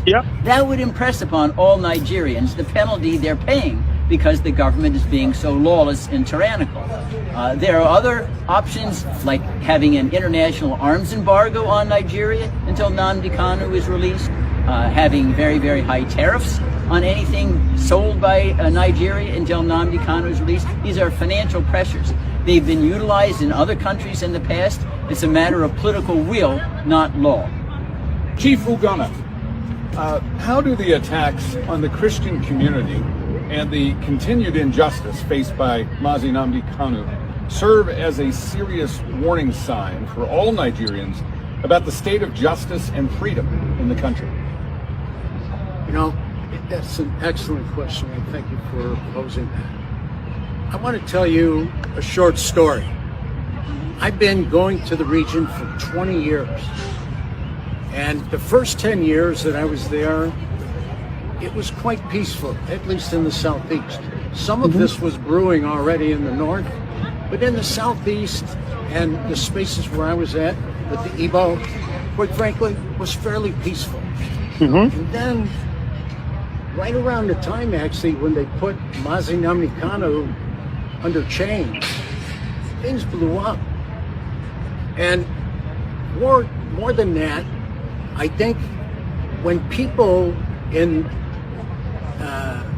the villages and the boroughs of Southeast Nigeria look at this, they see, wow, if they can do that to somebody like Mazi Nnamdi Kanu, who is quite an individual, what could they do to me? What can they do to the individual citizens? It's just gone wrong. I'm telling you, and I've told the State Department here before, not from this current administration, but the previous one, that if in fact, if we don't do something about this, that place is going to implode, and we're going to end up with a pile of people coming over who will immigrate just to get out of the place. That's what's going to happen. I think the other thing that lines up where the people, the situations that they're living in, many of them are Christians. We've said before, 90% plus are Christian. Those who are Christian are experiencing the same kind of attack. There's a group in Southeast Nigeria called Inner Society, and they're a data crunching kind of group. And they've also got a very nice legal angle where they triangulate on everything to make sure that what they print is real. And they printed a statistic where they said just recently that for a period of 9 years, there were more than 30,000, mostly Christians, either killed or extremely violated. And even since they printed that, another 9,000 have been added to the list. So you're talking about 40,000 people. When we had our 9/11 here in the U.S., it wasn't anywhere near 40,000. And look at the reaction we had. 40,000 people being killed or violated should draw an unbelievable personal explosion. I think one of the things that people need to do, citizens, whoever is a citizen in Nigeria listening to this broadcast, need to really think this way. I used to work for a guy who said, you know what, now that we've had all this discussion, that's all wonderful, but tomorrow morning when you wake up, what are you going to do? What are you going to do? And the point is, you need to be able to answer that question. And for me, it comes down to three things. The first is you need to understand what's going on. What's going on in your village? Who are those strangers out in the bush? Who are they? What are they doing? You need to understand what's happening to you. You can't wait for somebody to tell you. Nobody's going to tell you. When DSS has already said, you know what? You better take care of yourself. You know? Actually, I don't know if they really want to give us any good advice, but that's good advice. We need to take care of us. You need to get up and understand what's going on. The second thing you need to do is you need to have a plan. You need to start to think about, what am I going to do tomorrow morning? What's the plan? I need a plan. And the third thing you need to do is take it personal. Now, you might say, what's this white chief? How many white chiefs do you see with a red hat? Not too many. What's he doing? I want to tell you what I'm doing, okay? What's important to me? You know, when it comes to understanding what's going on, we are all about, I spent 20 years understanding what's going on. I mean, some people even pin the label on me, not Big A, but Big I for Igbo. They said, boy, he knows a lot about the Igbo, that guy. Because I've spent 365 days on ground. And in so doing, I learned what's really critical to the Igbo, to the ethnicity, to the ancestral Igbo. What's important to that person? Why are they the way they are? So I did that. I started to understand by working with the people around, standing here and many others, I've learned all the ins and outs of what's driving, what's the history. What did the British do? How did they fumble the ball so badly when they set this place up? How did that happen? And so I've learned about that. So I know what's going on. The second thing is I've got a plan. One thing I learned from my dad, and God rest his soul, my dad was a Marine Corps staff sergeant. And so you can imagine, as a young boy, I was on the run. My dad, he said, son, you're either going to be part of the problem or you're going to be part of the solution. And you know what? I've chosen, I think wisely, to be part of the solution. Part of the solution is critical. And you know what? You as citizens need to be part of the solution. And you need to come up with it yourself. You know what? Just like DSS, they're not going to tell us what to do. Nobody's going to tell you what to do. You need to figure it out for yourself and then do it. And then the third thing is take it personal. Now, what have I been doing? You can tell just by the way I am. I take things personal. And when I come to this place behind me, and I spend a lot of time at the State Department as well, and as a group with AVID, AVID's a great organization. AVID, with that group, we've spent a lot of time in the halls of Congress, knocking on the doors, talking with people. When we're with those people, what we're doing is we're taking them through the same 3 steps. United States government, you actually don't understand what's going on in Africa. Listen to us. We'll tell you what's going on. It's an ancestral place. And what happens is when they abscond with somebody who's iconic in the society. I mean, Mazi Nnamdi Kanu is iconic. When they put somebody like that in chains and just throw away the key, which they've done. They've thrown away the key. We should be taking that personal. And once again, if they can do what they're doing with him, they're doing with us, and that's when the 40,000 Christians that they've got on the run. There's another little bit of data you ought to know about. You know, all the people, and I bet there's hardly anybody in the region who hasn't been personally touched by a disappearance. You've got family, friends, fellow villagers who've been absconded with, they've been stolen. Everybody knows what I'm talking about. You know what's going on. Well, what happens is we need to tell the people in these powerful places, because they have a lot of control. I think you've heard quite a bit of wisdom about what the U.S. government can do. But for sure, the U.S. government needs to understand that if these 3 questions don't get answered, also by the United States, understand, have a plan, and take it personal, one day it will come to our shore. One day that place will just turn into a mess. And we need to make sure that it doesn't come to our shore. Evans, a lot has been said about what is wrong in Nigeria.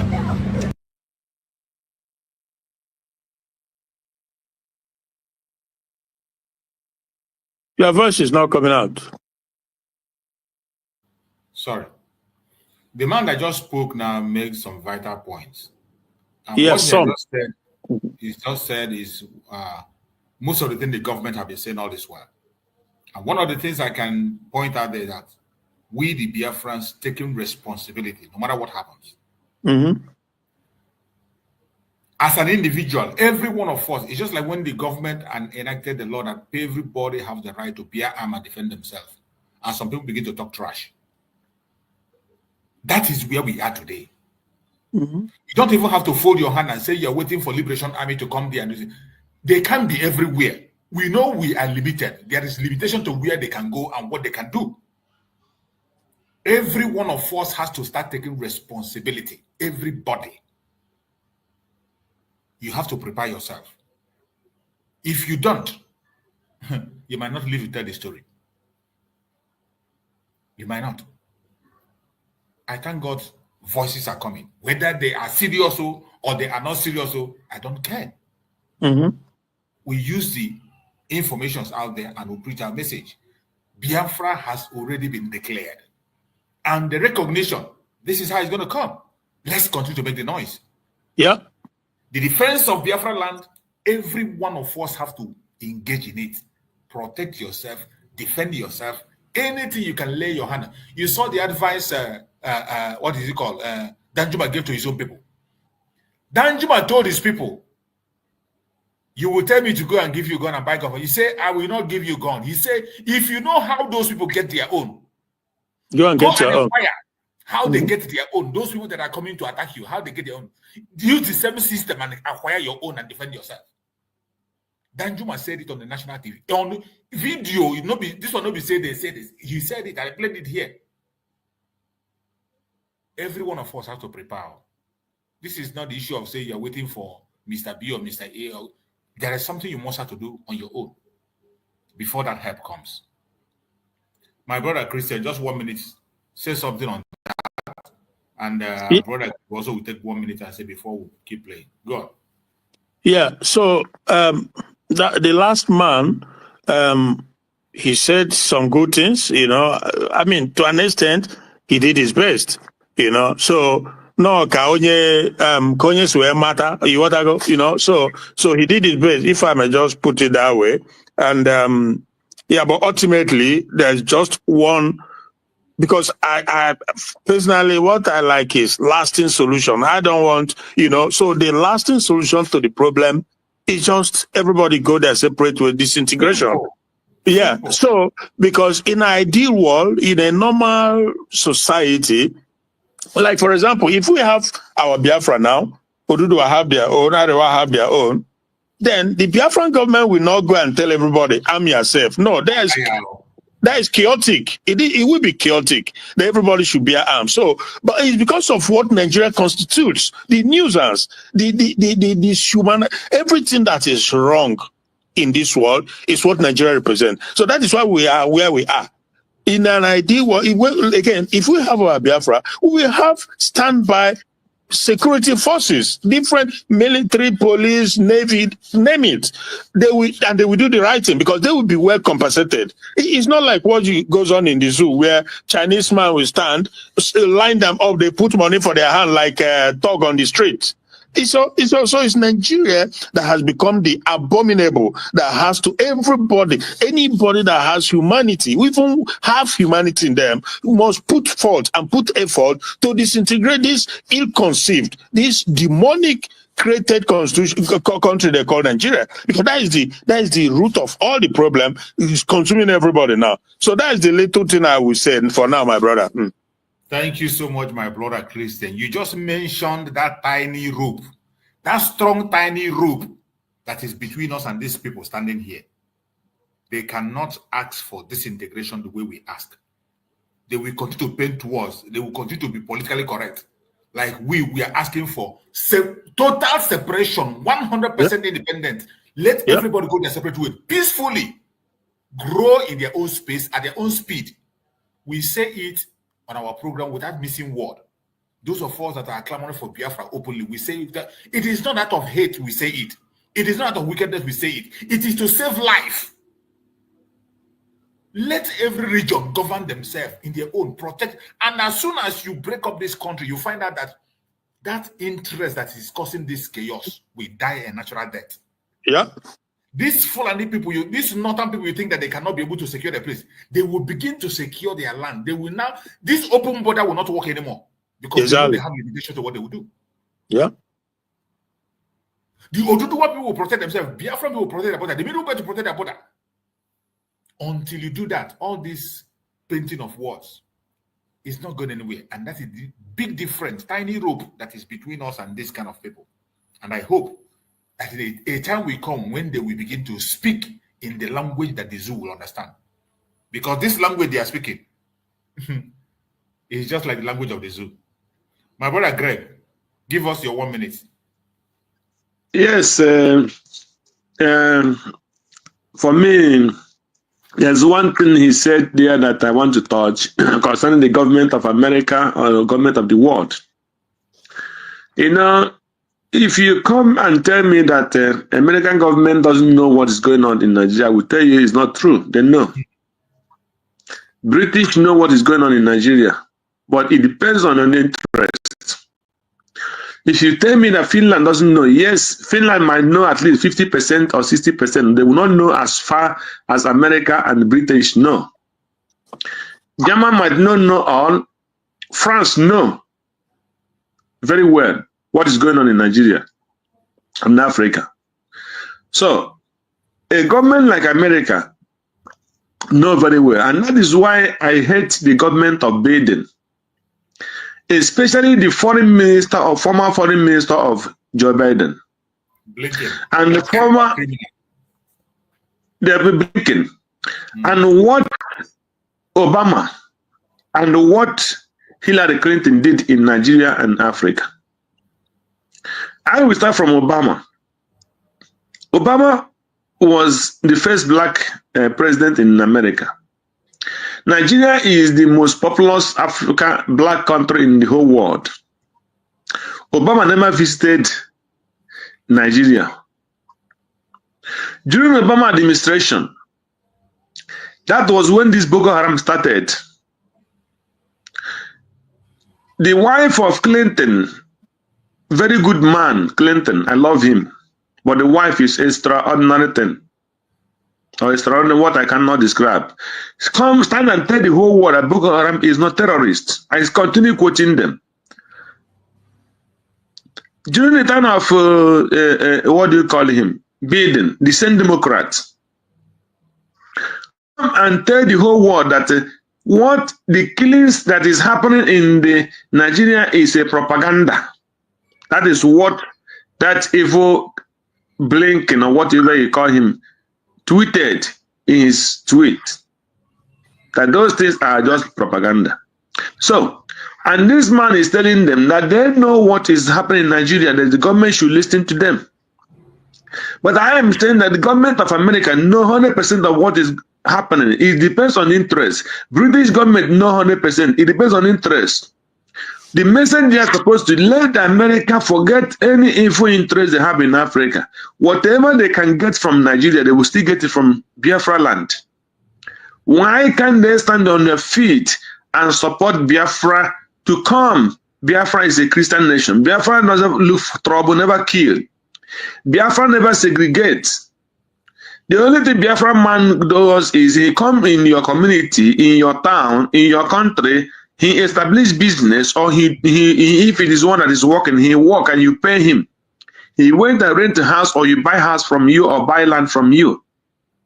That is the only thing a Biafra man does. He doesn't go around killing anybody or segregate. No. If you're Muslim, be on your own Muslim. It's not his own business. The one Biafra that is a Christian, look up to his Christian belief. The one that doesn't believe in a religion or Christianity, he stand on what he believes. Simple. They don't go around killing people. So the only better for America and the British to say, no, we will not continue supporting this evil. Let Nigeria disintegrate. Let the Oduduwas go and protect the land and build themselves. Let us have only diplomatic relationship with Biafra, the Oduduwa, the Middle Belt, and the Arwa. And whatever it is, they tend to create a Fulani country, that will be fine as well. If you make your law, if it is okay for a Biafran man to come and live in your land, they will come. After all, people are still visiting Saudi Arabia, visiting Kuwait, visiting all those Arab land, and they are still having friends there. So why can't you disintegrate Nigeria and be on your own land? Biafra will be on their own, that will make their law. If you come, you follow according to our law. If we come to your land, we follow according to the law of your land. But we will have separate country and have a diplomatic relationship. That is the only thing that can solve this problem, and there will be peace in Africa and peace in West Africa. There is no other thing more than this. Thank you. Thank you so much, my brother. I appreciate you. Especially the illegal detention of Nnamdi Kanu. What are your thoughts? Well, I mean, I can tell you that we've heard an earful about the evil and atrocities going on in Nigeria. But one thing about evil is that it's really perpetrated by a few, because there are all good people everywhere. There's good people in the north, there's good people in the south, but few bad apples that happens to galvanize the masses to commit evil against their own citizens. I'm telling you that evil may live for a while or may even live for a long time, but evil will never live forever, because every evil has an expiration date. It always does. So I'm telling you that the time of massacre of Christians in the north and south has expired. Right? Expired. Right. Expired. The genocide against the Igbos has also expired. And the incarceration of Nnamdi Kanu, the Mandela of our era, the Mandela of Nigeria, his incarceration has now expired. You've heard me describe Nigeria as a dark nation. And the only thing that can... We're not hearing you. Okay. Welcome back, Mazidibia. Thank you for joining back. Let's see if we can hear you now. Try again. Ah, he's gone. I wonder. Okay. Maybe. Yeah. From Zoo. That's why. Okay. I can see Bromax there. Bromax, you're welcome. You're welcome, Bromax. Let's hear you out. Thank you. Thank you so much. Yeah, can you hear me? As you just came in, so that can you hear me? Yeah, we can hear you. Go ahead. Can you hear me? We can hear you, bro. Max, go ahead. I can hear you. Okay. Thank you so much, and good morning to each and every one of you. And happy Easter Monday to our people in homeland and in the diaspora. Those in the comment section, I salute each and every one of you. As we are celebrating, in fact, for me, there is nothing to celebrate as long as my mother's ancestral home is under siege. There is nothing. Our brothers in Delta North, according to Mazo Kocha, that place is under attack as we speak.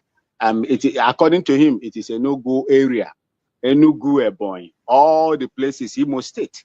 Our people cannot even celebrate their Easter as we speak today because of the marauding Fulani terrorists. And as we speak right now, there is an attack, I think about a day or 2 days ago, alongside Kwara State axis by a new terrorist called Mahmuda. That one has also come out. And my problem is this: why must the Fulanese terrorists be the one that are permitted indirectly to carry assault rifles to intimidate, rape, and kill our people? Why? These elders now that are talking in the United States, Mazi Chicks, you will bear me witness, I've been shouting it all the way from Sister Linda TV show. What are they doing? Someone told me they are doing something. The way the northern elites are supporting their own, where were these men now that are talking the way they are talking today? Do you want to tell me that these men that are here on the screen, Each and every one of them cannot raise money for 2 or 3 assault rifles for our people the same way the Fulanis are getting it. Does it mean that they cannot raise money to equip our people and those on the ground, even if they cannot support United States of Biafra? Do they want to tell me that they don't have the resources to provide at least 1 AK, assault rifles for our people to defend themselves and hide them whenever the needs arise, they will pull them out and defend their land? United States Biafran defense cannot be everywhere at the same time. These are some of the things I heard when the Afghanistan Christians were being massacred in Afghanistan. A reverend father or a pastor in the United States contributed money from the church, bought AK-47 and sent to them. He has nothing to do with the people in Afghanistan, simply because he was showing sympathy for those people over there because of what they were going through as well. Talk less of you. Your land, your ancestral land, where your ancestors, God placed them, thousands, hundreds of thousands of years ago. You cannot do anything in order to protect those people there. It is today that you are talking. Whatever they say here today, I am saying as Okene, means nothing to me if there are no tangibles. If there are no tangibles, talk alone. For how long have we been talking? Mazen Nnamdi Kanu is there, they are holding him. Other people that committed worse thing Mazen Nnamdi Kanu committed has been released. And they are holding him. An Igbo song of Biafran extraction is held there, and they are tossing us the way they are tossing us. The only thing will come, we have men and women of caliber that can stand and say something. I said it the other time. I said the way Sowore was forced to be released by the Nigerian force because of what the wife did. The wife was pinching and troubling her congressman or woman, I do not know, I think in Texas or something like that. I've forgotten the man's name, or Mendez or something like that. I can't remember now. We have greater number of people of Biafran descent in America. And all they can do is to come out and begin to speak. If them, this talking that they are talking here is meaningless to me. I swear to God. I have nothing to celebrate as long as my people, where I was brought up, the water I drank is under siege. I am not happy, my people. I am not happy. If they can prove to us that they will give us something to fight, I will go home to defend my mother's ancestral land. This is too much. And by the time we begin to play low key, these people will overrun us. God forbid. And that is what I have to tell each and every one of us. This is not a normal time. We are in a very difficult time. And remember that the Arab League, the OIC, Organization of Islamic Congress, is supporting these people. They want to implement Sharia right across the zone. Thank you so much. Thank you, my brother Max. Thank you for your contribution, and we continue to listen and hear them out, even though we know where they belong. Overtake darkness is light. Light. So I'm asking the Congress of the United States to be the light and enact the laws that will stop what's going on in Nigeria. Beginning with designating the nation as a country of particular concern. I'm also asking those in diaspora, like myself, to wake up and do something to help your citizens back home. We can always do something individually, but we can do much more collectively. This is a cause that I'm willing to die for. And I will continue to fight until my last breath. Tell me about the Nigerian government. Have they adequately protected human rights and enforced their laws regarding the protection of lives and property of her Igbo and Christian? You see, they have all spoken now, so let's now come back to the studio and let's do what we have to do. Just as we have been saying, you know, everything they have said here, they are all good. They are good words, very sweet words. But just as we have said, let everybody add his voice and continue to speak, continue to talk. Yeah. Yeah, the last guy that spoke, I don't know whom he is. I don't know. I was like, where is he going? You know, in his statement, I don't know, but he just like talking colloquial with no specific. It's just crazy. Why did everybody contribute? I don't know I mean, I expected much better, much better. My brother Christian, that is the problem. You know, when I tell you that these people, you know, when you watch them from around, yeah, when you watch them from distance, you think they mean well. But when you pay close attention to what they are doing, you see that they are just projecting themselves, using that platform, Nnamdi Kanu, to present themselves for an appointment, either internationally or locally. That is what they are doing. Especially that last one, he was just dancing around. And again, like that professor, I haven't forgotten that he is a professor, whatever. You know, these are people that some of them, their hope is that possibly when Peter Obi becomes president, maybe they go back and he gives them an appointment, maybe whatever. You know. So that is what the Chidi of Canada, these are some of the things going on. Because, you know, he contested governorship election in one of the states, either Enugu or wherever. So they don't think about the generality of the people. This is what separates them from the likes of Nnamdi Kanu. Nnamdi Kanu is so selfless. It's all about the masses, the generality of the public. Give the people a life. Give them a life, not you being appointed minister of this or director of that, and you have security personnel guiding you and your children and stuff like that. It's just so sad.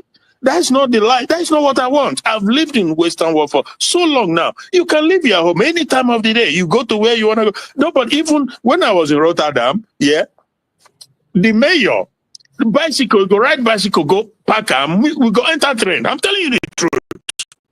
Enter train, public train, or not be, So this is what I am very sure that by the time Biafra comes, I'm not saying it's not going to be easy because Rome was not built in a day, but over time, this is what Biafra is going to become, where everybody should be able to have something, you know. It's not like I'm a communist per se, but I believe that Master Christian, please. I'm not trying to take the words out, off your mouth. You see, what baffles me is one of them that spoke. The man is behaving as if he is not aware of what is going on. Yeah. He is not aware that Biafra has been declared on the 29th. He was talking of a creeping vigilante. Which vigilante? Which vigilante group are you going to equip apart from the one that is on the existing platform that is already on the ground? This is where I weep for these people that say they are, intellectuals. This is where I have problem with them. Nnamdi Kanu, when Nnamdi Kanu came to the United States and he was campaigning and shouting and talking to them, what did they do? What did they do? Oh, when a KCMA, is it not? Now it is obvious to them that the land is about to be taken. You cannot do anything to protect your land. You are in the United States. United States is not your indigenous. It's not your ancestral land. One day you must come back. What if you come back tomorrow? What they did to some of the Benue State today, the Unkum, the Kasinanala, and the Logo, their land has been taken over. What happens? God forbid they do the same thing to his land. Where will he come? Where will he stay? Yeah, Mazi, I am rattled. Okay, Brother Maz, I'm going to be very blunt or specific here. That is that there's angle we need to tackle, or maybe we're coming to that because, again, like I'll keep saying, it's not overnight thing. These things don't happen overnight, right? But I hope we get there sooner than later, because the truth of the matter is that as it is now in Biafra land, you know, these imposed illegitimate criminal governors and politicians that were put there by this Fulani hijacked Nigerian system, they are more or less in charge security-wise. And that is why the things that is happening because they are there. They don't protect the people because they don't care about the people. They are working in accordance with the caliphate agenda. So they don't want to fight the Fulani terrorists that are invading the land. They don't want to, seriously. And if you come out to defend yourself, they come against you. So it's important. So it's important that one area, if Nnamdi Kanu comes out, he's coming out with a mandate. But they don't want that. So some of them there may not want it. So that is one thing that's shaking them. Another thing is that if these guys are serious, let them up push for the liberation of Biafra. Because when that happens, then we can take charge. As it is now, we are not in charge. The people who are in charge of Biafra land are these criminal Fulani imposed politicians. I don't know if I make sense on that aspect. You've spoken well, my brother. That is, you just said exactly what I was saying. The insincerity in them is smelly. You can see it very, very clear. They are not sincere. They are not sincere. When we are talking about solution, just like Mazi Simon Ekpa, the Prime Minister, said, he said the only remedy to what is happening in the zoo today, if you want to have security, you want to save life, if you want to have a good economy, it is disintegration. Yeah. Let the North go their separate ways. Yeah. Let the Southwest, the Oduduwa people go, the Middle Belt, and the Biafrans, everybody go their ways. It is not a selfish request. It is not a request out of wickedness, out of strife, out of jealousy. No. It is to save life, to save humanity. And anybody that cares about human life on this planet Earth should join his voice to support the disintegration of the zoo. All this human right, if you care about human life, it doesn't matter your race, your religion, your location, wherever you are, you must join voice in asking for the disintegration of the Zoological Republic. That is the only remedy. The only remedy. And we have presented it on the table. We upheld it and we have moved forward to push it, and it is now in place. We are seeking for the recognition of that. Today we have it. But look at people who are supposed to be on the same platform. They are asking for people to unite, and yet they don't want to unite with the government of Biafra. You see the mischievous move? They are there calling for, the Igbos to unite. But there is a body already on the ground trying to defend the people, trying to build a government. Why don't you unite with? What is taking you away from it? They are not even acknowledging USB. None of them has acknowledged. Exactly. None of them has mentioned USB because it's a declaration, even though it's not consolidated, but it's been declared and it's making effort. So the fact that none of them can, it's crazy. It's crazy. It is crazy. None of them is mentioning this is something that was done before the whole world. We have the even important men from the United States attended it and they spoke on that very event. Important personalities attended and they spoke on that event. But yet, look at them, even as they speak, they don't even recognize it, they don't even talk about it. And they are still, they open their mouth and say, ask people to unite. Unite with you see, the seat is so smelly. That is why we don't trust this group of individuals. These people, I am telling you that Nnamdi Kanu held a meeting with them, this group of people you are seeing. Both the veterans in the United States and the Ejiofor group. He held a meeting with them. Nothing came out of it. Mazi Simon Ekpa held a meeting with the same group of people. Every one of them. In one of the meetings, I was there. Nobody said that when Mazi Simon was going to that meeting, he took the media along with him. Every one of us in the media, we were with him on that meeting with this group of people.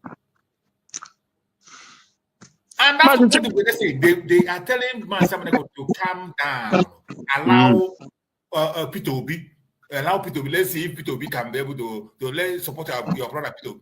These are people that are very, very mischievous in their attitude. That is why Simon Ekpa left them and continue what he's doing. And they have come back. They now see that Mazi Simon Ekpa is kind of silent. They now resurface again. Yeah. Their sweet message that looks nice, that is not nice. As you are saying it, now, Marcus, I'm beginning to get the feeling that these people are okay. I'm gonna make exemption. So obviously, it's like they are waiting for Peter Obi again from their body language. Though the exemption is that one of them. I don't know if he's the one who is a reverend or pastor. He said he made mention of the fact that when a nation, what's the word he used? Collapse? Is it collapse? So no, he said that. The reference said that he talked about a nation that is already collapsing. He said that a country that there's a way, but so he said that a country that's about to collapse, or that the country that have been collapsed, that has collapsed already. He said that again, the actual word I've forgotten, but anyway, he said so. He's the only one so far among the about 4 or 5 of them. He's the only one that mentioned disintegration. Let everybody, attend, Israel. So I gave him an exception for that. But as a matter of fact, I think their body language is not good. It's obvious, but we must keep on going because we can't be stopped. Yes, yes, the area I wanted to touch is they refused. They didn't want to recognize the government of Biafra, because they are the people that have worked against Simon Ekpa to achieve that Biafra government, and they knew what Simon was fighting for. So Simon have fought all these years and put a government, a structure, a concrete structure that any reasonable person that is want to fight for freedom will do what? Will align himself with.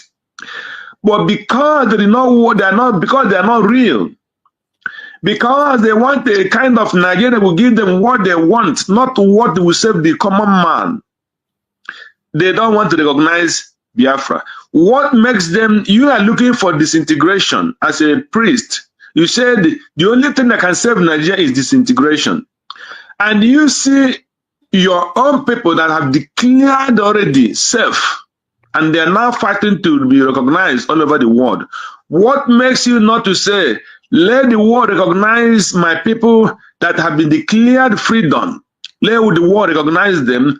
Let other people go, because we are gone, and we want you, the American government, and you, the white man that is doing the interview, to go to his people and tell them, let them recognize Biafra. No, they didn't want to do that. They didn't want to recognize themselves, Biafra government. They want to, until when, what do you call him? A Trump will come to Nigeria and say, today, this place is Biafra. Don't come here again. Don't come here again.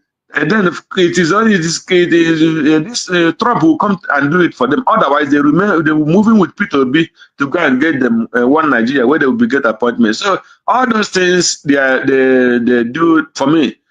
I have said it. Let them continue preaching. It's interesting that they are preaching. It doesn't matter how and where they do it. Let them go to CNN and preach the killings of our people. It's not a problem. We will continue doing what we are doing. We know where we are going. And the time will come, they will be forced to recognize that Biafra government. Thank you. Thank you so much. Before we round off the program, let's take this intro, then hear from Nnamdi Kanu, and then we go on our closing remarks. On this day, we gather round to honor the heroes, lest they be forgot by Biafra soldiers. To all Biafrans worldwide, from the Idoma to the Dede, the Igala to the Ogoni, the Ijo to Wanang, Orong to the Ekit, the Ikwere to the Igbo, and all Biafrans, mark your calendar. A historic moment is upon us. On Friday, May 30th, 2025, the United States of Biafra government proudly invites you, all citizens and allies of Biafra, with 3-in-1 event to mark the Memorial Day of our heroes and heroines at the first ever Biafra Peace Summit and the inauguration of our DC Administrative Office, a beacon of hope, strength, and unity for all Biafrans. Government, not the citizen, build them, we stand up one, united in our one land. Government making us proud every day. Blessed by the people. Thank you so much, my fellow Biafrans. And this very advert, I believe these people who are speaking and talking today, they have seen this advert. They have heard about our office in DC. 30th is also an opportunity for them to come out and speak to Biafran people. That 30th day, any one of them that is serious should be there in Washington, D.C. to make a point in that office. That office is for all Biafra. It is not for one particular person. It was not open because of one particular individual. So these people that are speaking, they must have seen this our advert, and they're going to see if they have seen it. They have the right to come in Washington, D.C. that day and make a point. Announcement have been made time and time again by Mazi Simon, even under the Tonguzo. If you know any role you can play in this government, come and take it and do it. Anybody, if you know any role you can play, come and take it and do it. It's not enough to say, okay, look at every one of them calling for unity. Come and let us, come and unite them. 30th is a day. Let them come and join fellow Biafrans in Washington, D.C. on 30th. Everyone, if you know them individually, tag them with that very message. Let them come to Washington, D.C. Let them come and give that advice they are giving. Let them come there and join. And let us get away from this very zoological republic, as we are already out. The recognition we are pursuing, everything they have spoken well, they have gone an interview and they have made it. Come. Let us see how serious you are. It is not a love to talk. Putting your word to action is where we are today. A lot of message have been printed by Nnamdi Kanu, which every one of us is using today. But we have to go extra mile. Put our word to action. That is the area we are today. And we must make sure we do what we have to do. So, after saying that, let us now go on our closing remarks. After our closing remark, before I will play that, if I begin to play Nnamdi Kanu message, I think we're not going to go back here. Massachusetts. Yeah. I don't know. I wanted to ask a question, but if you feel it's not necessary, that would be fine with me. We can just forget about it because maybe it would be like a setback, like drawing us back or opening up irrelevant something, whatever. I just like Bruce Finn. Is there a particular? Do you know of any particular incident that leads to friction between him and Biafra agitation or restoration? Is there anything specific? But I mean, like I say, if you don't want to go into it, that is fine with me. But I don't know. So yeah, Brufen issue is very big and wide. It's not something we will discuss in the program now because if we start, it's a very long story. It's a very big one. It's not something we will discuss now. There are many things that happened, even because if you want to trace what transpired, trace it from IPOB to the detention of Nnamdi Kanu to Nelly to the Umuada section. And to Simon. It's a very long confusion all over the place. So if you want to know it is just a very long story. Very, very. Even as at now, Nnamdi Kanu, even what transpired between Ejiofor, when Ejiofor stopped the Prefer from entering into the court, and when Prefer traveled to Nigeria, could not be able to see Nnamdi Kanu. And the problem between Nnamdi Kanu's family and his personal lawyer and Prefer is a very big. It's a very complex and complicated. And given the fact that he is not an indigenous person, is in the Africa, so they can be manipulated. It's understandable. That is why we don't put our force on him because he's just a stranger into the whole thing. Yeah, he needs to be manipulated. Just like this one, this lobbyists they are manipulating now. So they don't think the way we think. Yeah, our people, their own. Nnamdi Kanu say Igbo saboteur is the worst saboteur. Out of this world. The worst saboteur you can deal with is Igbo saboteur. 100%. If you survive them, there is no saboteur you cannot survive in this planet. So before we run over, I think there's somebody new here. I think Prince. Prince, please unmute yourself and speak to us. Let's hear you, Prince. It just escaped me. Let's hear you, Prince. Yeah, good afternoon from here, Mazi Choose Global. Yeah, welcome. Afternoon, everybody on the program. I thank you, everyone, all Biafrans. I thank you, guys. Please, before I dive in, I would like to, because I just came up and I saw these people making that interview, presenting that interview, but I don't know who they are, or are they a group, or who are they, please? They call themselves a group of veterans, Biafran veterans, Igbo veterans in the United States. That is how they address themselves, Igbo veterans. So they are calling for release of Nnamdi Kanu. And most of them, we have seen them before. We have seen that group before with Nnamdi Kanu, with Mazi Simon Ekpa. They have attended meetings and programs together. So, but they suddenly disappeared, and today they resurface and they are calling for this of Nnamdi Kanu. So that's who they are. Okay. I second what other speakers have been saying, because, you know, we Biafrans, we cannot be deceived twice, you know. We are very sensitive when it comes to matters that involves us, you know. These people, they think that they are sensible. Somebody that has the opportunity to be in such an interview, if that person is genuine, there is nothing stopping them for selling the United States of Biafra to the outside world. Because I believe that this kind of interview will be watched by many dignitaries and most people that are what to say or what to do, you know. But they refuse doing that. That shows you, that's why I said I seconded everybody that has been talking here. Your points are true. These people, they want to present themselves now and sell themselves to the zoo and the politicians, especially, you That know. is exactly what it is, my brother. You see, the zoo media is already using them for program. Yeah, because 2027 is just 2027 is just in the corner, you know. And you see what the so-called P2B wrote the other time when he was alarming for the Northerners, you know, calling on the word on the part of the Northerners. But he has never made any speech since the killings in Biafran land. He has never made any comment on that, never made any speech. Rather, he keeps dining and whining with our enemies, you know. These are people that have come up again to sell themselves, and you know how the zoo operates and how these politicians operate. They will reimburse them money now to form an alliance against the USB in a way of promoting the campaign of one bastard politician again.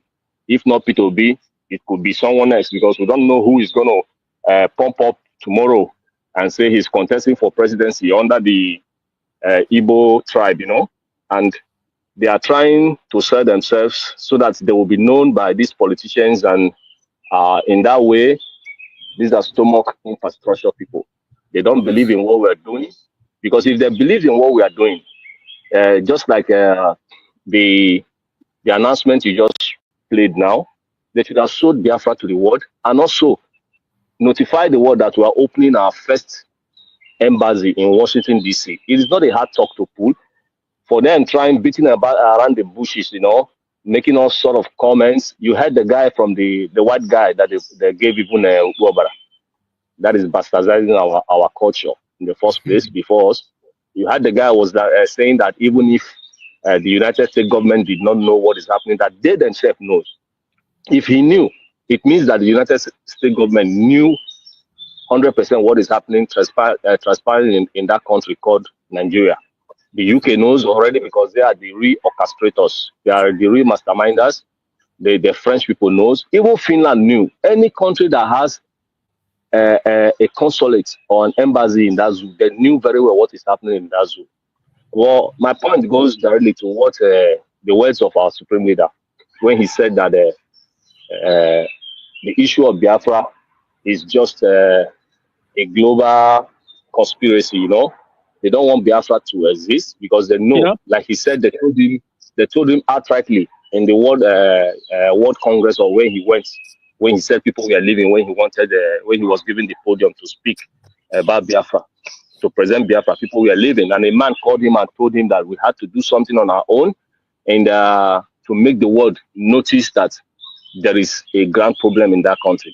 He also mentioned that they said that they don't want to see any other Japan again. Talk less of coming out from Africa, you know. So that is just the thing. The thing is that anybody going for an interview, if the person truly loves us, truly loves what we're doing, truly loves our freedom, I think that person will be very bold.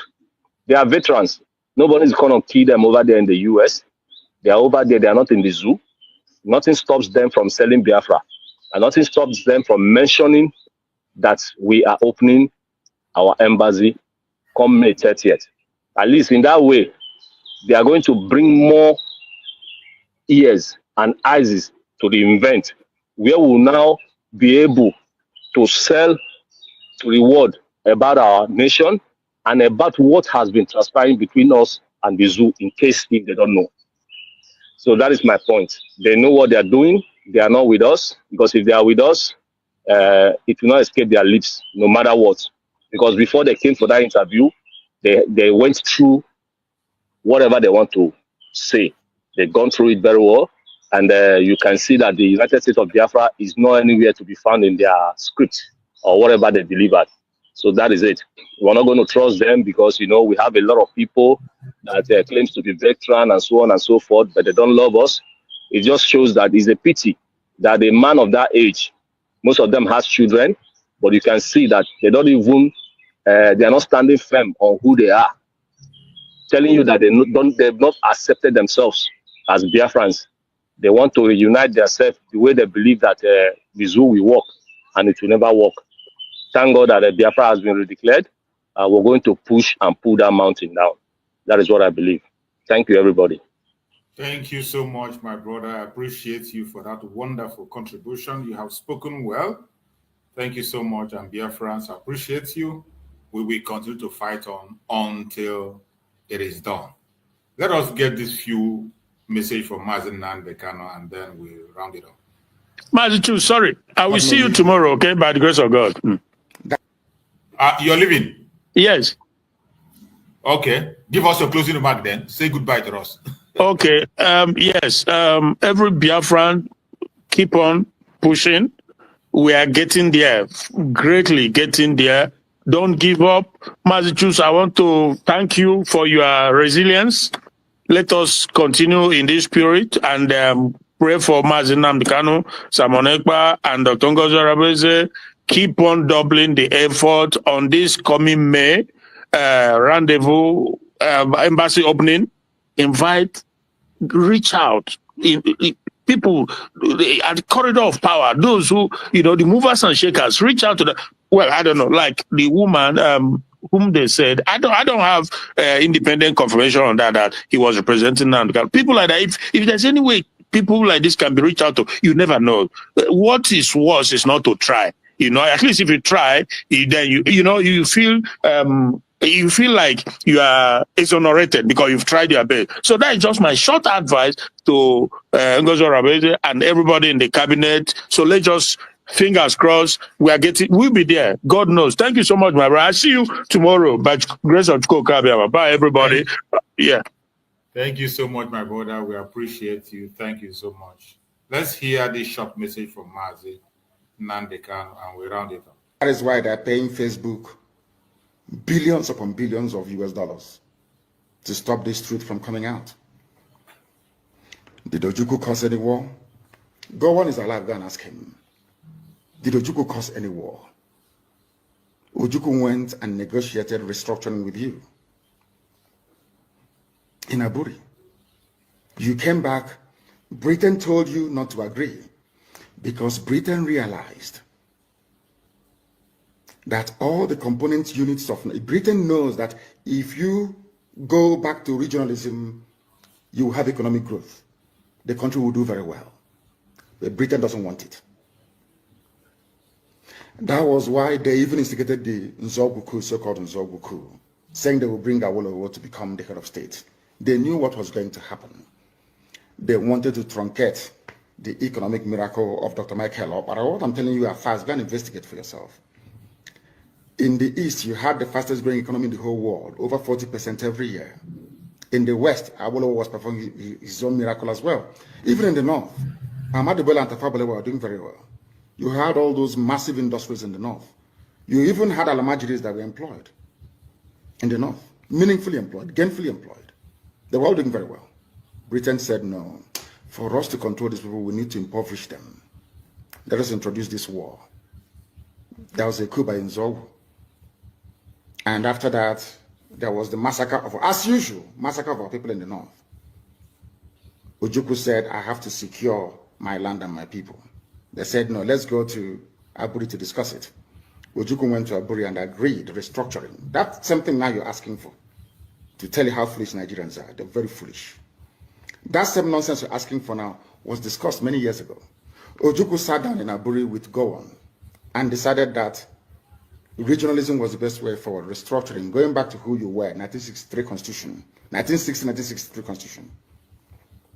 Be on your own and pay tax to the central government, as they have in America, as they have even in Britain.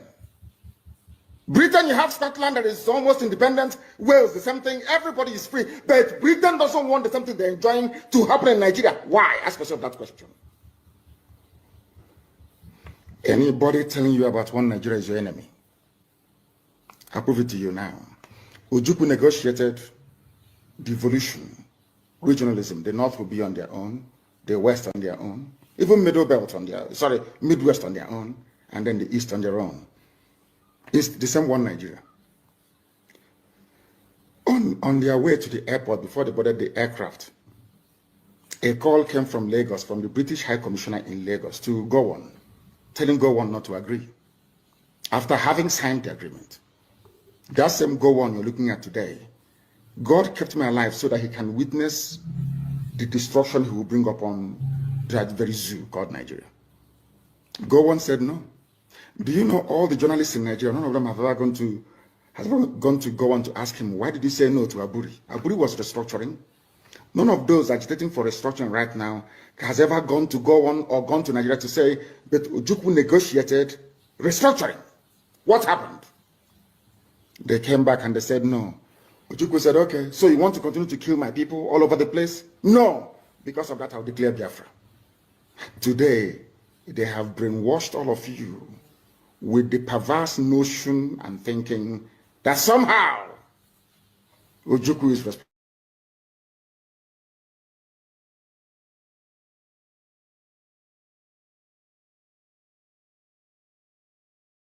Sunk into the skull of the people. That Gowon was the aggressor, not Ojukwu. That's how Nigeria is. Always blaming the victim. And we lost over 5 million people during that very genocidal war. They killed over 5 million Biafrans. They wanted to wipe us away from the face of this very earth. But we survived it. And we are here today. Those they gave birth to, they have come.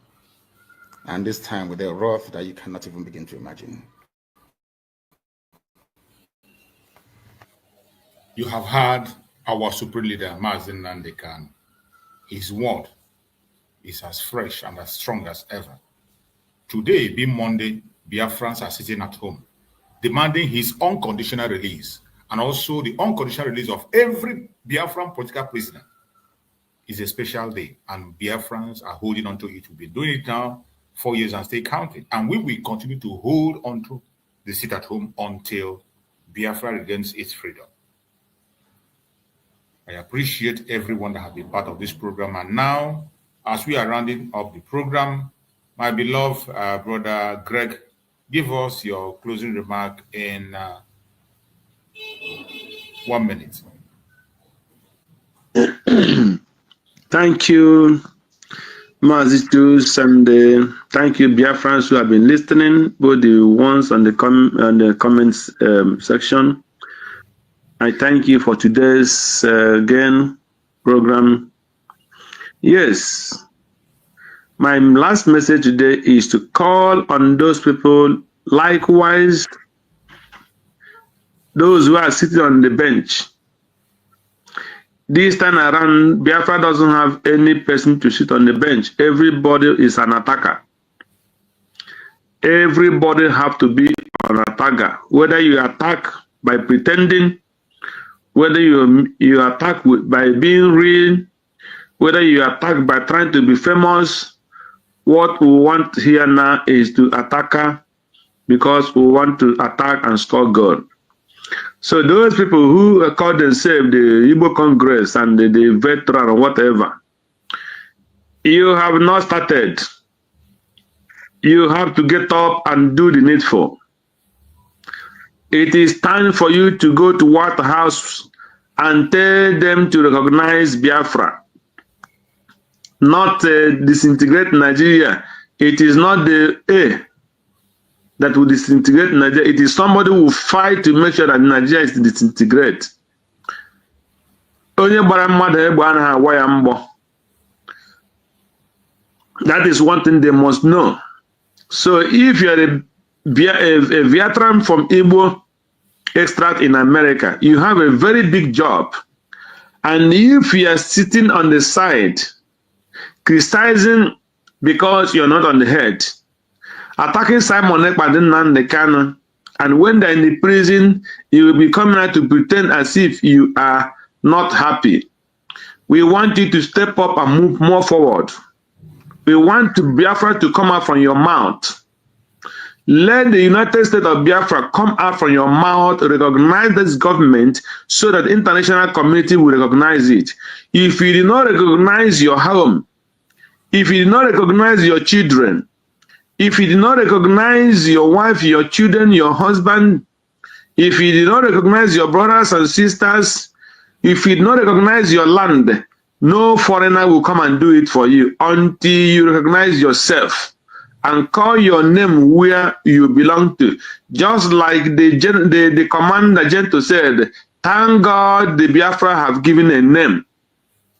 Biafra have already a name, the United States of Biafra. Stamp on their feet and claim the name that God has given unto you. If you are sleeping, that name will not ascend. The land where we are living today, some people fought for it. Now it is our turn to fight for Biafra land, and nobody should see himself as the one who is doing more than the other. Get up on your feet. This is not time to look for position. This is the time to support anyhow you can, morally, financially, spiritually, and otherwise, to stand and defend our land. Otherwise, we are gone and gone forever.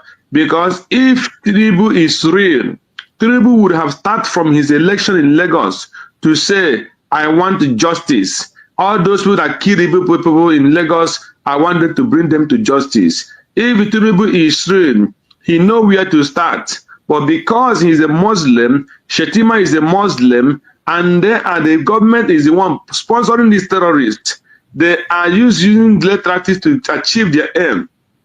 So we will not allow them, whether you veteran accept, whether you veteran recognize, whether you veteran did not recognize, Biafra have come to stay.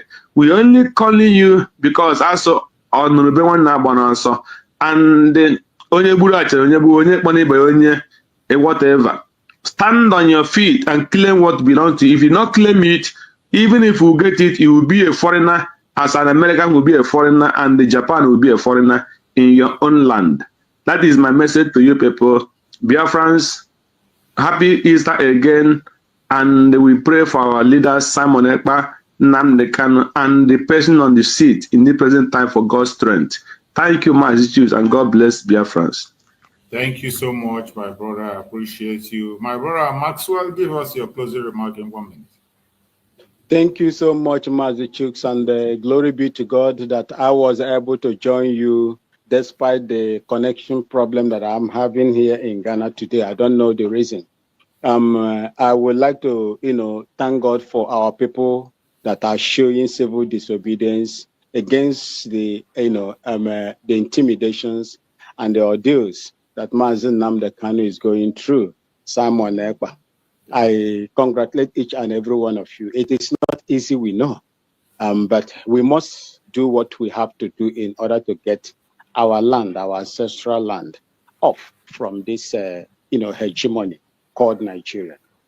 I congratulate each and every one of you, and may God, Chukwu Okike Abiama, continue to bless you and support you and give you strength and wisdom, the financial status to support for this cause. And the last thing I will say here now is this, Mazi Chooks, there is one of our friend, my best friend from Isang land, He was in Finland with Simon Ekpa. He knows Simon Ekpa very well and his family before he now moved to the United States of America. He is in Philadelphia, very close. According to him, New York is not far from them, from Phila. I have been talking to him. We've been discussing. We've been going to platforms to speak on behalf of Biafra and the release of Nnamdi Kanu. I asked him. He said he cannot come out to speak in America because he has no documents. Now, by the grace of God, he has gotten his citizenship. He told me today before I came in here that he is not willing to contribute anyhow he can. I will beg of you to give him your contact and give you also his contact so that he will contact. He say he wants to speak, to the deputy prime minister, because there are so many things that he wants to tell the Biafran people and the head of the United States of Biafra. He said even them, the Esan people, they call them Esan Igbo. He said the same marginalization the Igbo, speaking part of Biafra are facing is the same thing they are facing in Edo State, the Esan people. So he wants to come out now to speak and give little advice, from himself, whatever that he can give, so that it will help also to, push this, our progress in fighting for Biafra. Imandi Igbo si na Nnanna befue achọ ya n'elu chọ ya n'ala mana ọwụrụkwana na Nnanna be nwere ụkwụ ọ ga-eji wee rie enu. So that is where I am going to end it. Those in the comment section, my name is and my Nnamoches in the comment section. Thank you so much. And may Chukwu Okike Abiama continue to bless you for your time, to come out here to listen to us. May God bless each and every one of you. And as you marry, remember that there are our people today that cannot even stay on their ancestral land to celebrate this Easter. Thank you so much, and may God bless you. Thank you so much, my brother Max. I appreciate you. Thank you so much for your support all the time. You're always there with me. Thank you. I appreciate you. And may Chukwu come and continue to guide and protect you. Let's get a closing remark from our brother Prince. Prince, go ahead and give us your closing remark as we round up.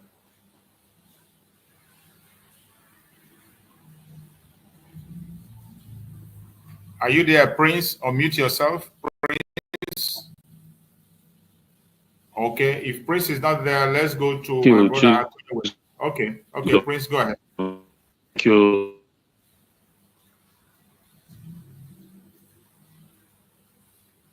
We can't hear you. We cannot hear you, Prince. You are not coming out. We can't hear you, Prince. We can't hear you. Check your network again. Maybe check your position, or you can go out and come back again for your closing remark. We can hear you. Anyone that has an opportunity to be interviewed, USB. Yeah. In that way, even if those people that are interviewing you did not know anything about Biafra, maybe you give an opportunity to our DPM or to anybody that is in the government to be interviewed. Way so do in Biafra will be so good. In a home, then in the homeland, doing your part. Sit at home is also something very, very, very, very important. Thank you for doing that always, without being told to do it. You've been doing it, and it's part of the referendum, it's part of the fight for the recognition of the United States of Biafra and for the freedom of Nnamdi Kanu, and also those that are being held as prisoners of conscience, the Biafrans, and also to our Prime Minister, Simon Ekpa. I also thank our DPM for staying strong, and everybody in the cabinet, all the secretaries and the governors back there in the homeland. Then I thank our soldiers for being formidable and standing strong with the government. I know that very soon we'll begin to hear news. And I also urge every Biafrans not to be afraid. Defend yourselves. Know how to defend yourselves. It is very, very important. It is better to die while fighting than just to be sleeping and the head will go off. So please, I urge everyone to be strong and firm, believe in this government. The government are moving like wildfire, and we are heading down to Ebube. Thank you, everyone. Thank you so much, my brother Prince. We appreciate you. Thank you so much for that amazing contribution. My brother Konyo Wethere, thank you. I think you were here and you left again. And so take your 2 minutes and give us your closing remark as we round up. My brother Konyo Wethere, are you there? Yes, I'm here. Thank you so much, Uncle Chooks, for your good and wonderful work that you are doing for the Biafrans entirely. I'll speak to two things. One, what our able leader MNK said in this video is nothing but the truth, and it is also a reminder to that buffoon we treated his issue last week, and also a reminder to everyone that is still believing that he will make the so-called Nigeria great. He opened my eye. He opened our eye then.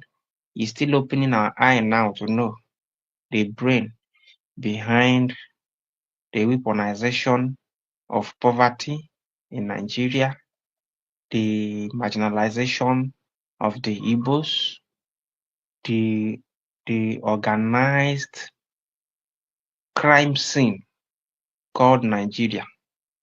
So the earlier they stop trying to make themselves a hero that we run down in history as the people that made Nigeria great. Because what is driving the likes of P2B, the likes of others, is trying to pitch their name in history that I did it. But my own point also to them is that for the fact when the so-called Nigeria was still a virgin, was still tender, the likes of Nnamdi Azikiwe and many of them that helped in sabotaging the effort of Ojukwu could not achieve that imagined dream of them today. I'm telling them that it will never be possible. The earlier they know, the more disaster they will curb. That is to them. If they have gone too far, feeling ashamed, what will people say if I make you turn today? I advise them there are two different ways to do it. One, if you can't come out publicly, one is coming out publicly to say, for the fact this thing I'm pushing with you guys, it seems that you guys don't want me. I am going back to my people. We will accept you guys. We know your worth, what you people want. We will defend you guys and protect you. You will lose some, maybe those that have investment in other parts of Nigeria. As far as you acquire that investment in a legit way, it might suffer some destruction, but I assure you definitely you won't lose all of them.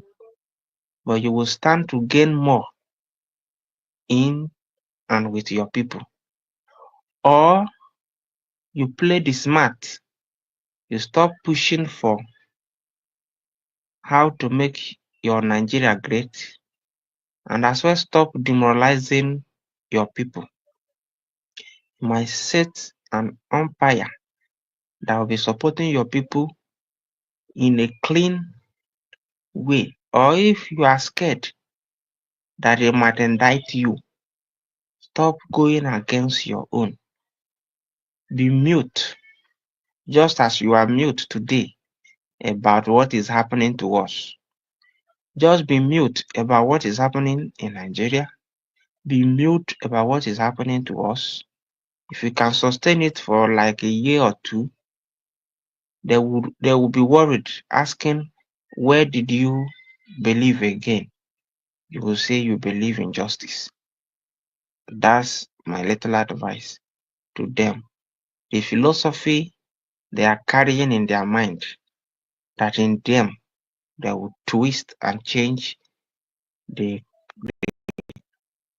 organized crime scene called Nigeria, is just building a castle in the air or hoping to be in heaven while you are alive. Secondly, to those that have come out publicly and declare that they are fighting for Biafra, being online antagonizing your brother, being online making loudest noise that holds no water will not get us Biafra. What that will get us Biafra is a vigorous sensitization, which is not left for one man. Among all the people that is speaking for this Biafra that we all believe it in, that have gone in their platform, it is only Chuk Survivor that stands out. It is even only Chuk Survivor that is upholding this structure that you guys are head-bent in defending. It is only in Chuk Survivor platform that he feeds us every day with different extracts of the voices of these our so-called leaders that in our different factions we love so much. So my little advice to you, if you know and understand to yourself that this message you conclude that our leaders have done justice to, that what you are in now is time to raise money and fight, is seeming that it has not gotten to other people. While you are raising your money, you keep on sensitizing people, projecting cost to them in a legit and a mannerful way, just as Uncle Chooks is doing. But I've not seen them doing it. When all these our leaders are available with us, most of you guys don't do research, but your work was not like as it is today. You bring about the happening in Nigeria, but since they lay hold on this your leaders, things happening in Nigeria is no longer seen in your platform. The only thing that is seen in your platform is to monitor your enemy, your perceived enemy. Monitor their mistake, monitor what they say, flip it over to give it another meaning, which has nothing to even contribute to the struggle, and as well talk on how to generate money.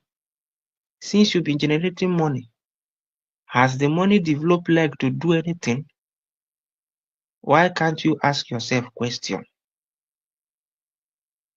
Greater number of our people are still, let me just say, a majority of those that are well to do are still not believing in what you are doing. Why can't you change your strategy? Know how to reform the messages and make it scale through. These are the tactics that the whites use on us. They come in multiple fronts. They projected their Christianity to us. They projected the Western education, which is not the one they are practicing in their place. They use those areas. They even made it in 3 ways. In form of Christianity, those that believe in Jesus. In form of Islam, those that believe in Muhammad. In form of Judaism, those that believe in which God they believe. They come in those three formation and they put enmity in us. Now those that read through their education sees those that did not have the opportunity to go through university or acquire the education they acquired as inferior. Those that believe in Christianity sees those that believe in Muslim and maybe Judaism as people that don't know the true God. Even those that believe in our traditional way that the British, the white made us as evil. So all those distractions, we carried it into the struggle. If you are now in this camp, the same people, the same cause, you will now see your brother as evil because he did not believe on your own camp, your own understanding of things. So my little advice today is that hearing Nnamdi have defined what we are looking for. Whoever faction you are, shield your sword. Go into more of sensitization. All these so-called leaders that you people are holding firm, that they are the one that knows it best, told their lie. Simon did not preach about somebody. He majored on exposition of Nigeria. His reasons why he's joining Biafra. His reasons why he wants a separate nation for his people. He never majored on exposing anybody. Nnamdi did the same thing. Even when they try to expose anybody, they always come up with their fact and figure that will be glaring on anybody's face. But you guys are only on speculation. What you thought, the meaning you read through how somebody speak and how somebody walk. You read your meaning to it, you bring it before us and telling us that for this person to walk like this, for this person to laugh like this, what you understood from the laughter and the walk is that is the person that sold your leader, or that is the person that is causing our problem. So my little advice this afternoon, let us read more meaning differently to what we are, the cause we are chatting, and know and devise the best way to do this struggle that will cut the time we are making the struggle, we are stretching the struggle to, that will bring it closer to us and help us to get what we are looking for, so that we won't spend all our strength in agitating for our land, so that our land will come when we still have much strength in us to rebuild it. That's the little thing I will say to our people this afternoon. Thank you, Uncle Chooks. The strength is only God that gives. The wisdom only comes from God. He will keep giving you the wisdom on your choice of topic and your manner of analyzing it. And these messages we are preaching, as it will be going out, I pray in the name of Chukwukika Abiyama, any soul that come across it, may it serve as a transformative message that will transform such person into being a good person, that will make such person to know and have a new meaning about who we are and what we are calling for. Thank you so much.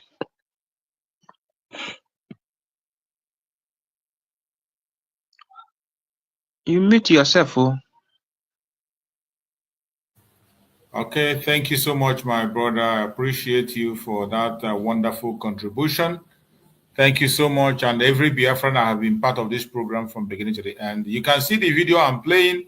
That video you see playing there is the, Deputy Prime Minister where she was going to sign the declaration form. She went there and she signed. You can see the Finnish security that was following her, guiding her throughout. So she went there and she signed. You can see also Honorable Uche there and other Biafrans signing that very declaration form. It was very important that we play it, and many of you must have seen it going around because of some irrelevant people that are trying to make themselves relevant. You know, when people want to play lie, they can tell their lie to a different extent, up to the extent of bringing out a paper and claim that there are signatures in the paper, and they paste it on their video and they say that our Deputy Prime Minister, Dr. Ngozi Okonjo-Iweala, did not sign the declaration paper, that she didn't sign it. This is how far some people can go. And I still see, it is so sad that Biafrans are still paying attention to such kind of individuals. I don't know why Biafra is still paying attention to such kind of individual. You still go to their platform, you see Biafran sitting down, and I don't know what they are listening to. Somebody could go to that extent, brought an imaginary paper and they sign and put it in their video, and people are watching. This is Deputy Prime Minister. You can see her walking. Look at the Finnish security follow her. You will see her. This one is not maybe doctor. This is video. You see her there signing. See the security standing beside her. She signed after signing. Uncle Truth. Different sign. And people are still have the God to begin. It's sad. My brother, go ahead. Just give it 1 minute. Let me round up. I just brought it in. I don't even have much to say, but you know, situations and things like this doesn't bother me. That is why, if you check my line of thought, I won't conclude whatever I'm saying without towing on the line of more advocacy, more explanation about this struggle. So many people today come to believe in this, even towards the tail end of our PM before he was called. Many people do not track this struggle from when Nnamdi was preaching heavily.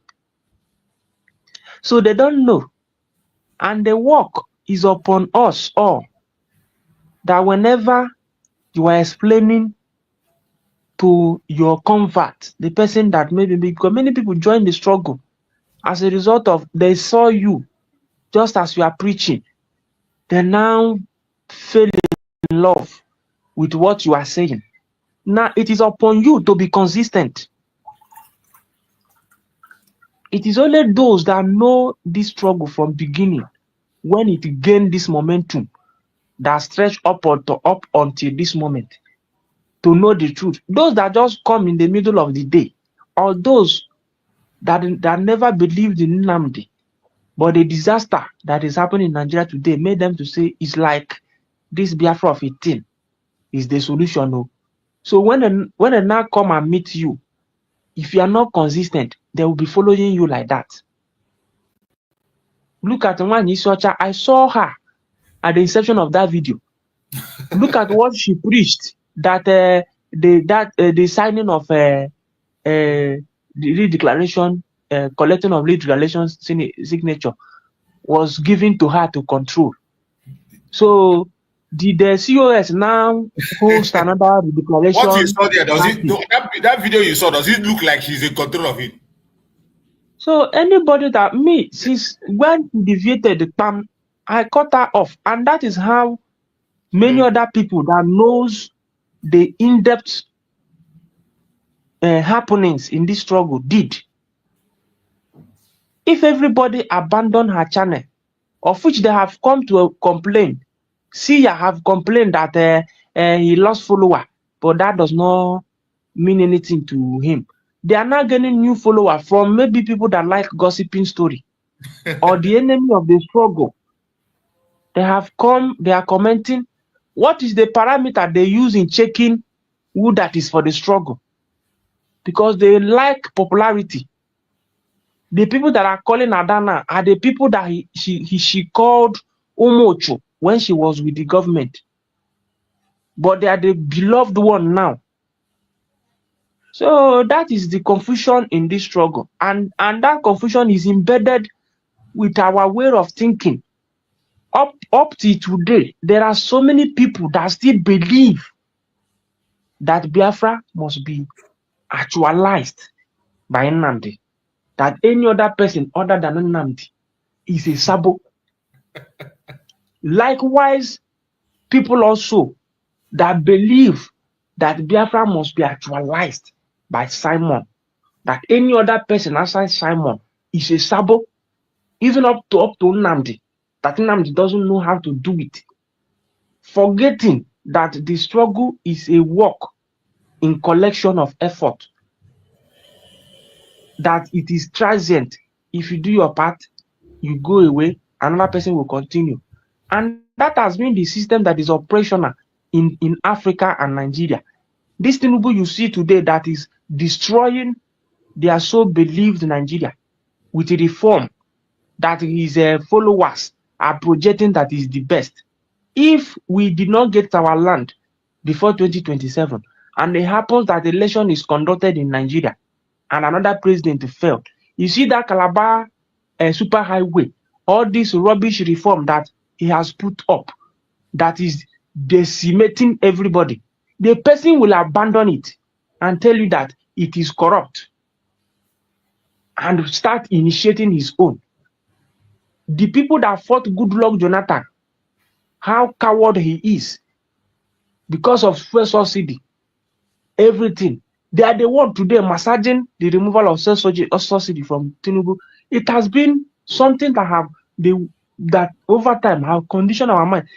It's not by being a graduate, it's not by being a professor that will change it. But our people seems when we speak of Biafra, we tend to overlook that.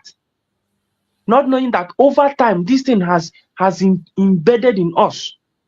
It takes a grace of God for you to think outside the box. Anybody that can speak about this Biafra is standing in the truth. You must leave your shell, your original making. Because everybody passed through Nigeria. Many people, as they ran away from Nigeria, getting to the Western world, they discovered that majority of the things that they walk to afar, walk to pastor, walk to Babalawo to help them inquire is irrelevant there. They now started seeing life differently. That for your child to go to school does not even stands on the corridor of how much you make. That the system has provision to train your child. That the only thing you have is to train your child, beg your child to read his or her book, do well, that the chances of scholarship is all over the place. They now believe that to make money is not by button, is not by alliance with maybe one politician or anybody in government, that it hovers on hard work. So that is what we have to know. So these people, I've been saying it, that's why I don't care about them. If we are that, like, make it talk from here to next tomorrow, it won't concern me. On your program, I say that as I've tried to follow Ngozi with all my own finding, that I will follow her till the end of time. They caught it. I saw it on their program that they should come and look the quality of people that are following Ngozi or Fulani, see how deranged they are. I was waiting for the quality of people. Here comes my voice. I laughed that I am deranged. I don't know anything. I said, okay, no problem. Since I'm deranged, all is well. You that is sound, continue. 4 months now down the line, what have the ones that are sound done? All we hear is mini, our terrorists. And so many of it. Those are the people that are sound, though. Oh, you are doing your work for countering it with evidence. But I like Dr. Ngozi. Dr. Ngozi does not even care. As far as she's standing on the right thing, it doesn't care. So what we are doing is what I'm advising all the believers in you of USB to do the same thing. When the time reach, people will come. And that this thing we are facing today is even what the war we will face in Biafra. That is why each of our leader always wanted to come now. Because the more we are stretching, delaying the struggle, the more we are reproducing buffoons that we will contend with when Biafra come. Thank you, my brother. Thank you, Biafrans, that have been here with me from the beginning of the program to this time. I appreciate you. May Chukwu Okikabia guide and protect every one of you. May Chukwu Okikabia guide and protect our Deputy Prime Minister, Dr. Ngozi Oravweze. May Chukwu Okikabia guide and protect our Prime Minister, Mazi Simon Ekpa Njoko. May Chukwu Okikabia guide and protect our Supreme Leader, Mazi Nnamdi Kanu. Wherever you are, continue to stand on the truth and preach this gospel of Biafra. We shall overcome. No matter what the enemies do, we shall overcome. No weapon formed or fashioned against us shall prosper. Thank you so much and stay blessed. See you again tomorrow, same time, by the grace of Chukwu Okikabia. Stay blessed.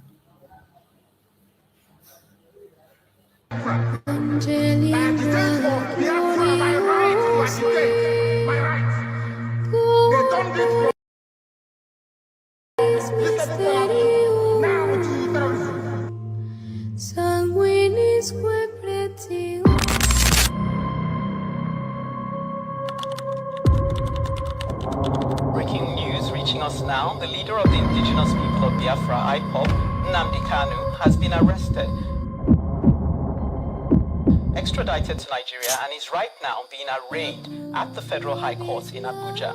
Kanu is facing charges bordering on treasonable felony instituted against him at the Federal High Court.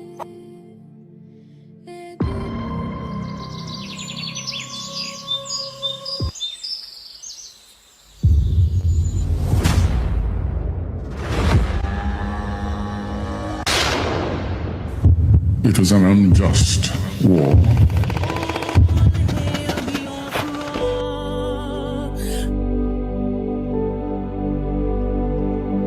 Long ago, in the heart of Biafra, a nation was born from the ashes of war.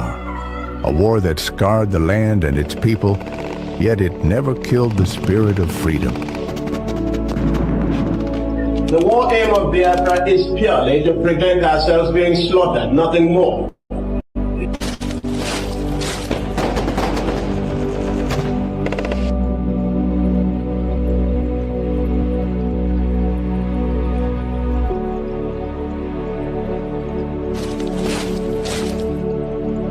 It was in this land, scarred by conflict, that Nnamdi Kanu was born, a son destined to revive the dream of independence for Biafra. And if anybody is going to judge our success and failure in this war, it will have to depend on how much we have prevented the enemy from killing us.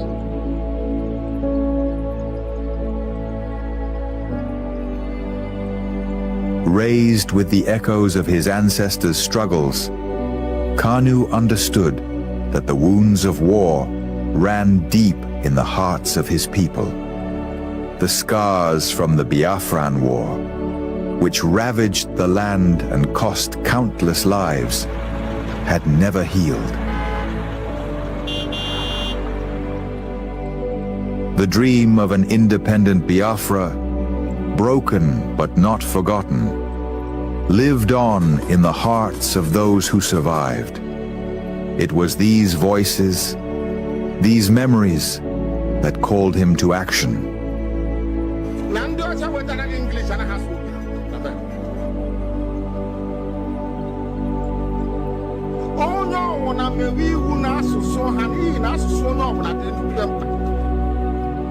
As Nnamdi Kanu grew, so did his voice. He became a preacher of justice, a messenger for those who were unheard. He spoke not just for his generation, but for all those whose lives were shattered by the war. The pain of the past was alive within him, and his words resonated with the cries of the oppressed. That's why they're detained. Their children have been there for a very long time. Usman Abubakar is in detention.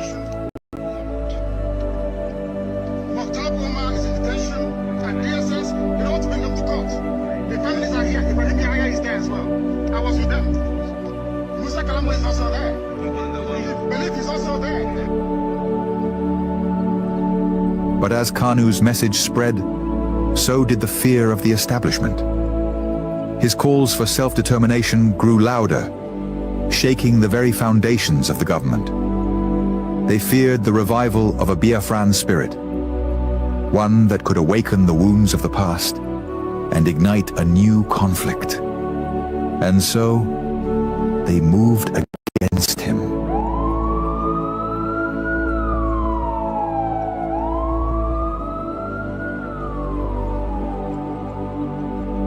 Nnamdi Kanu was arrested, his body captured, but his spirit unbroken. The authorities believed that imprisoning him would extinguish the fire he had started.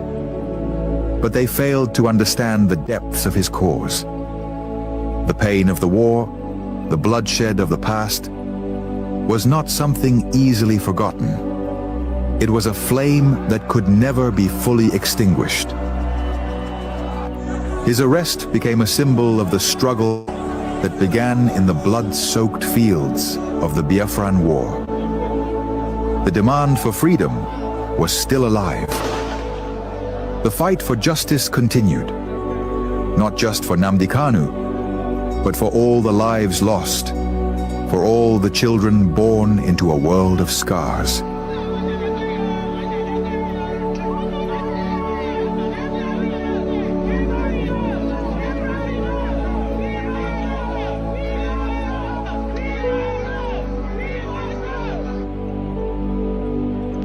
The fight for Biafra is not just his fight. It is the fight of all those who have ever dreamed of a free land. And though the past may haunt the present, the future is still unwritten. As long as the story of Nnamdi Kanu is told, as long as the voices of his people rise, the dream of Biafra lives on.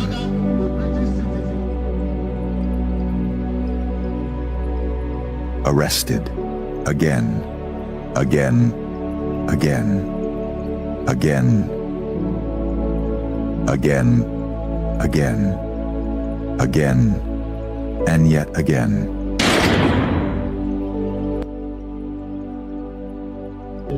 I agitate for Biafra. I agitate for Biafra, my right to agitate, my right. They turned it from reasonable felony now to terrorism.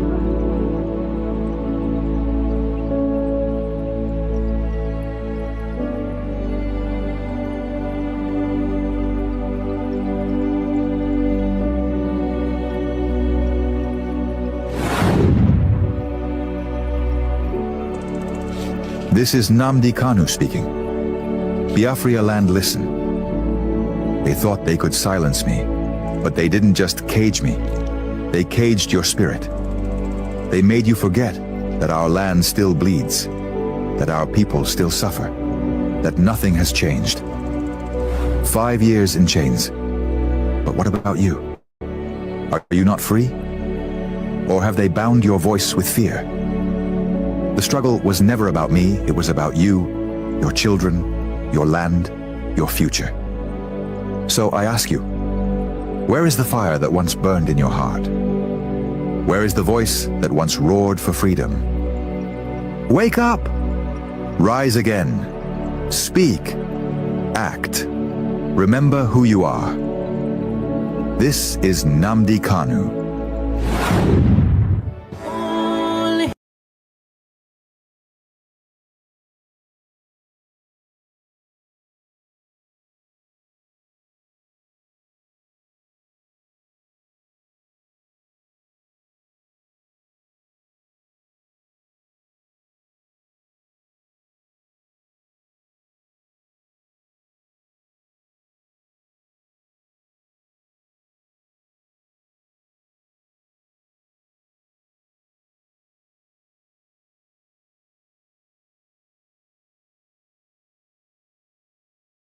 They wait for you to come our way.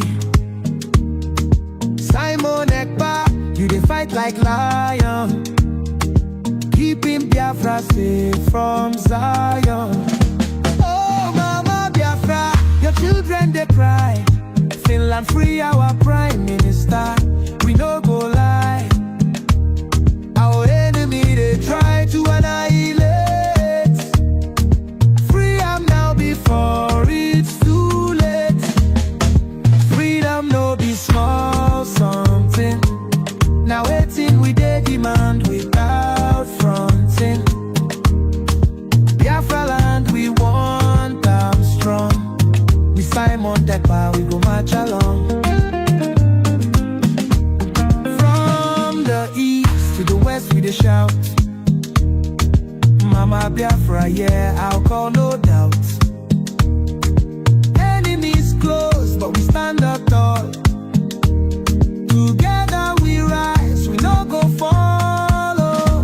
Oh, Mama Biafra, your children they cry. Finland free our prime minister.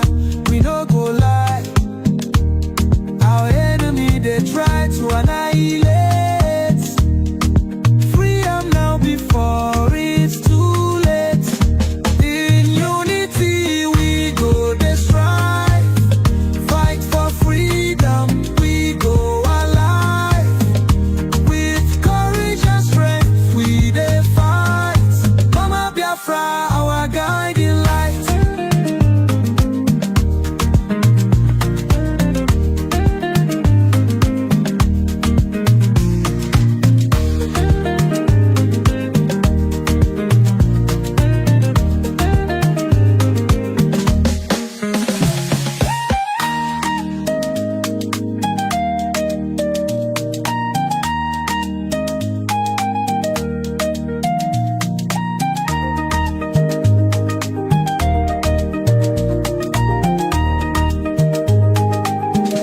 Oh, Mama Biafra, your children they cry.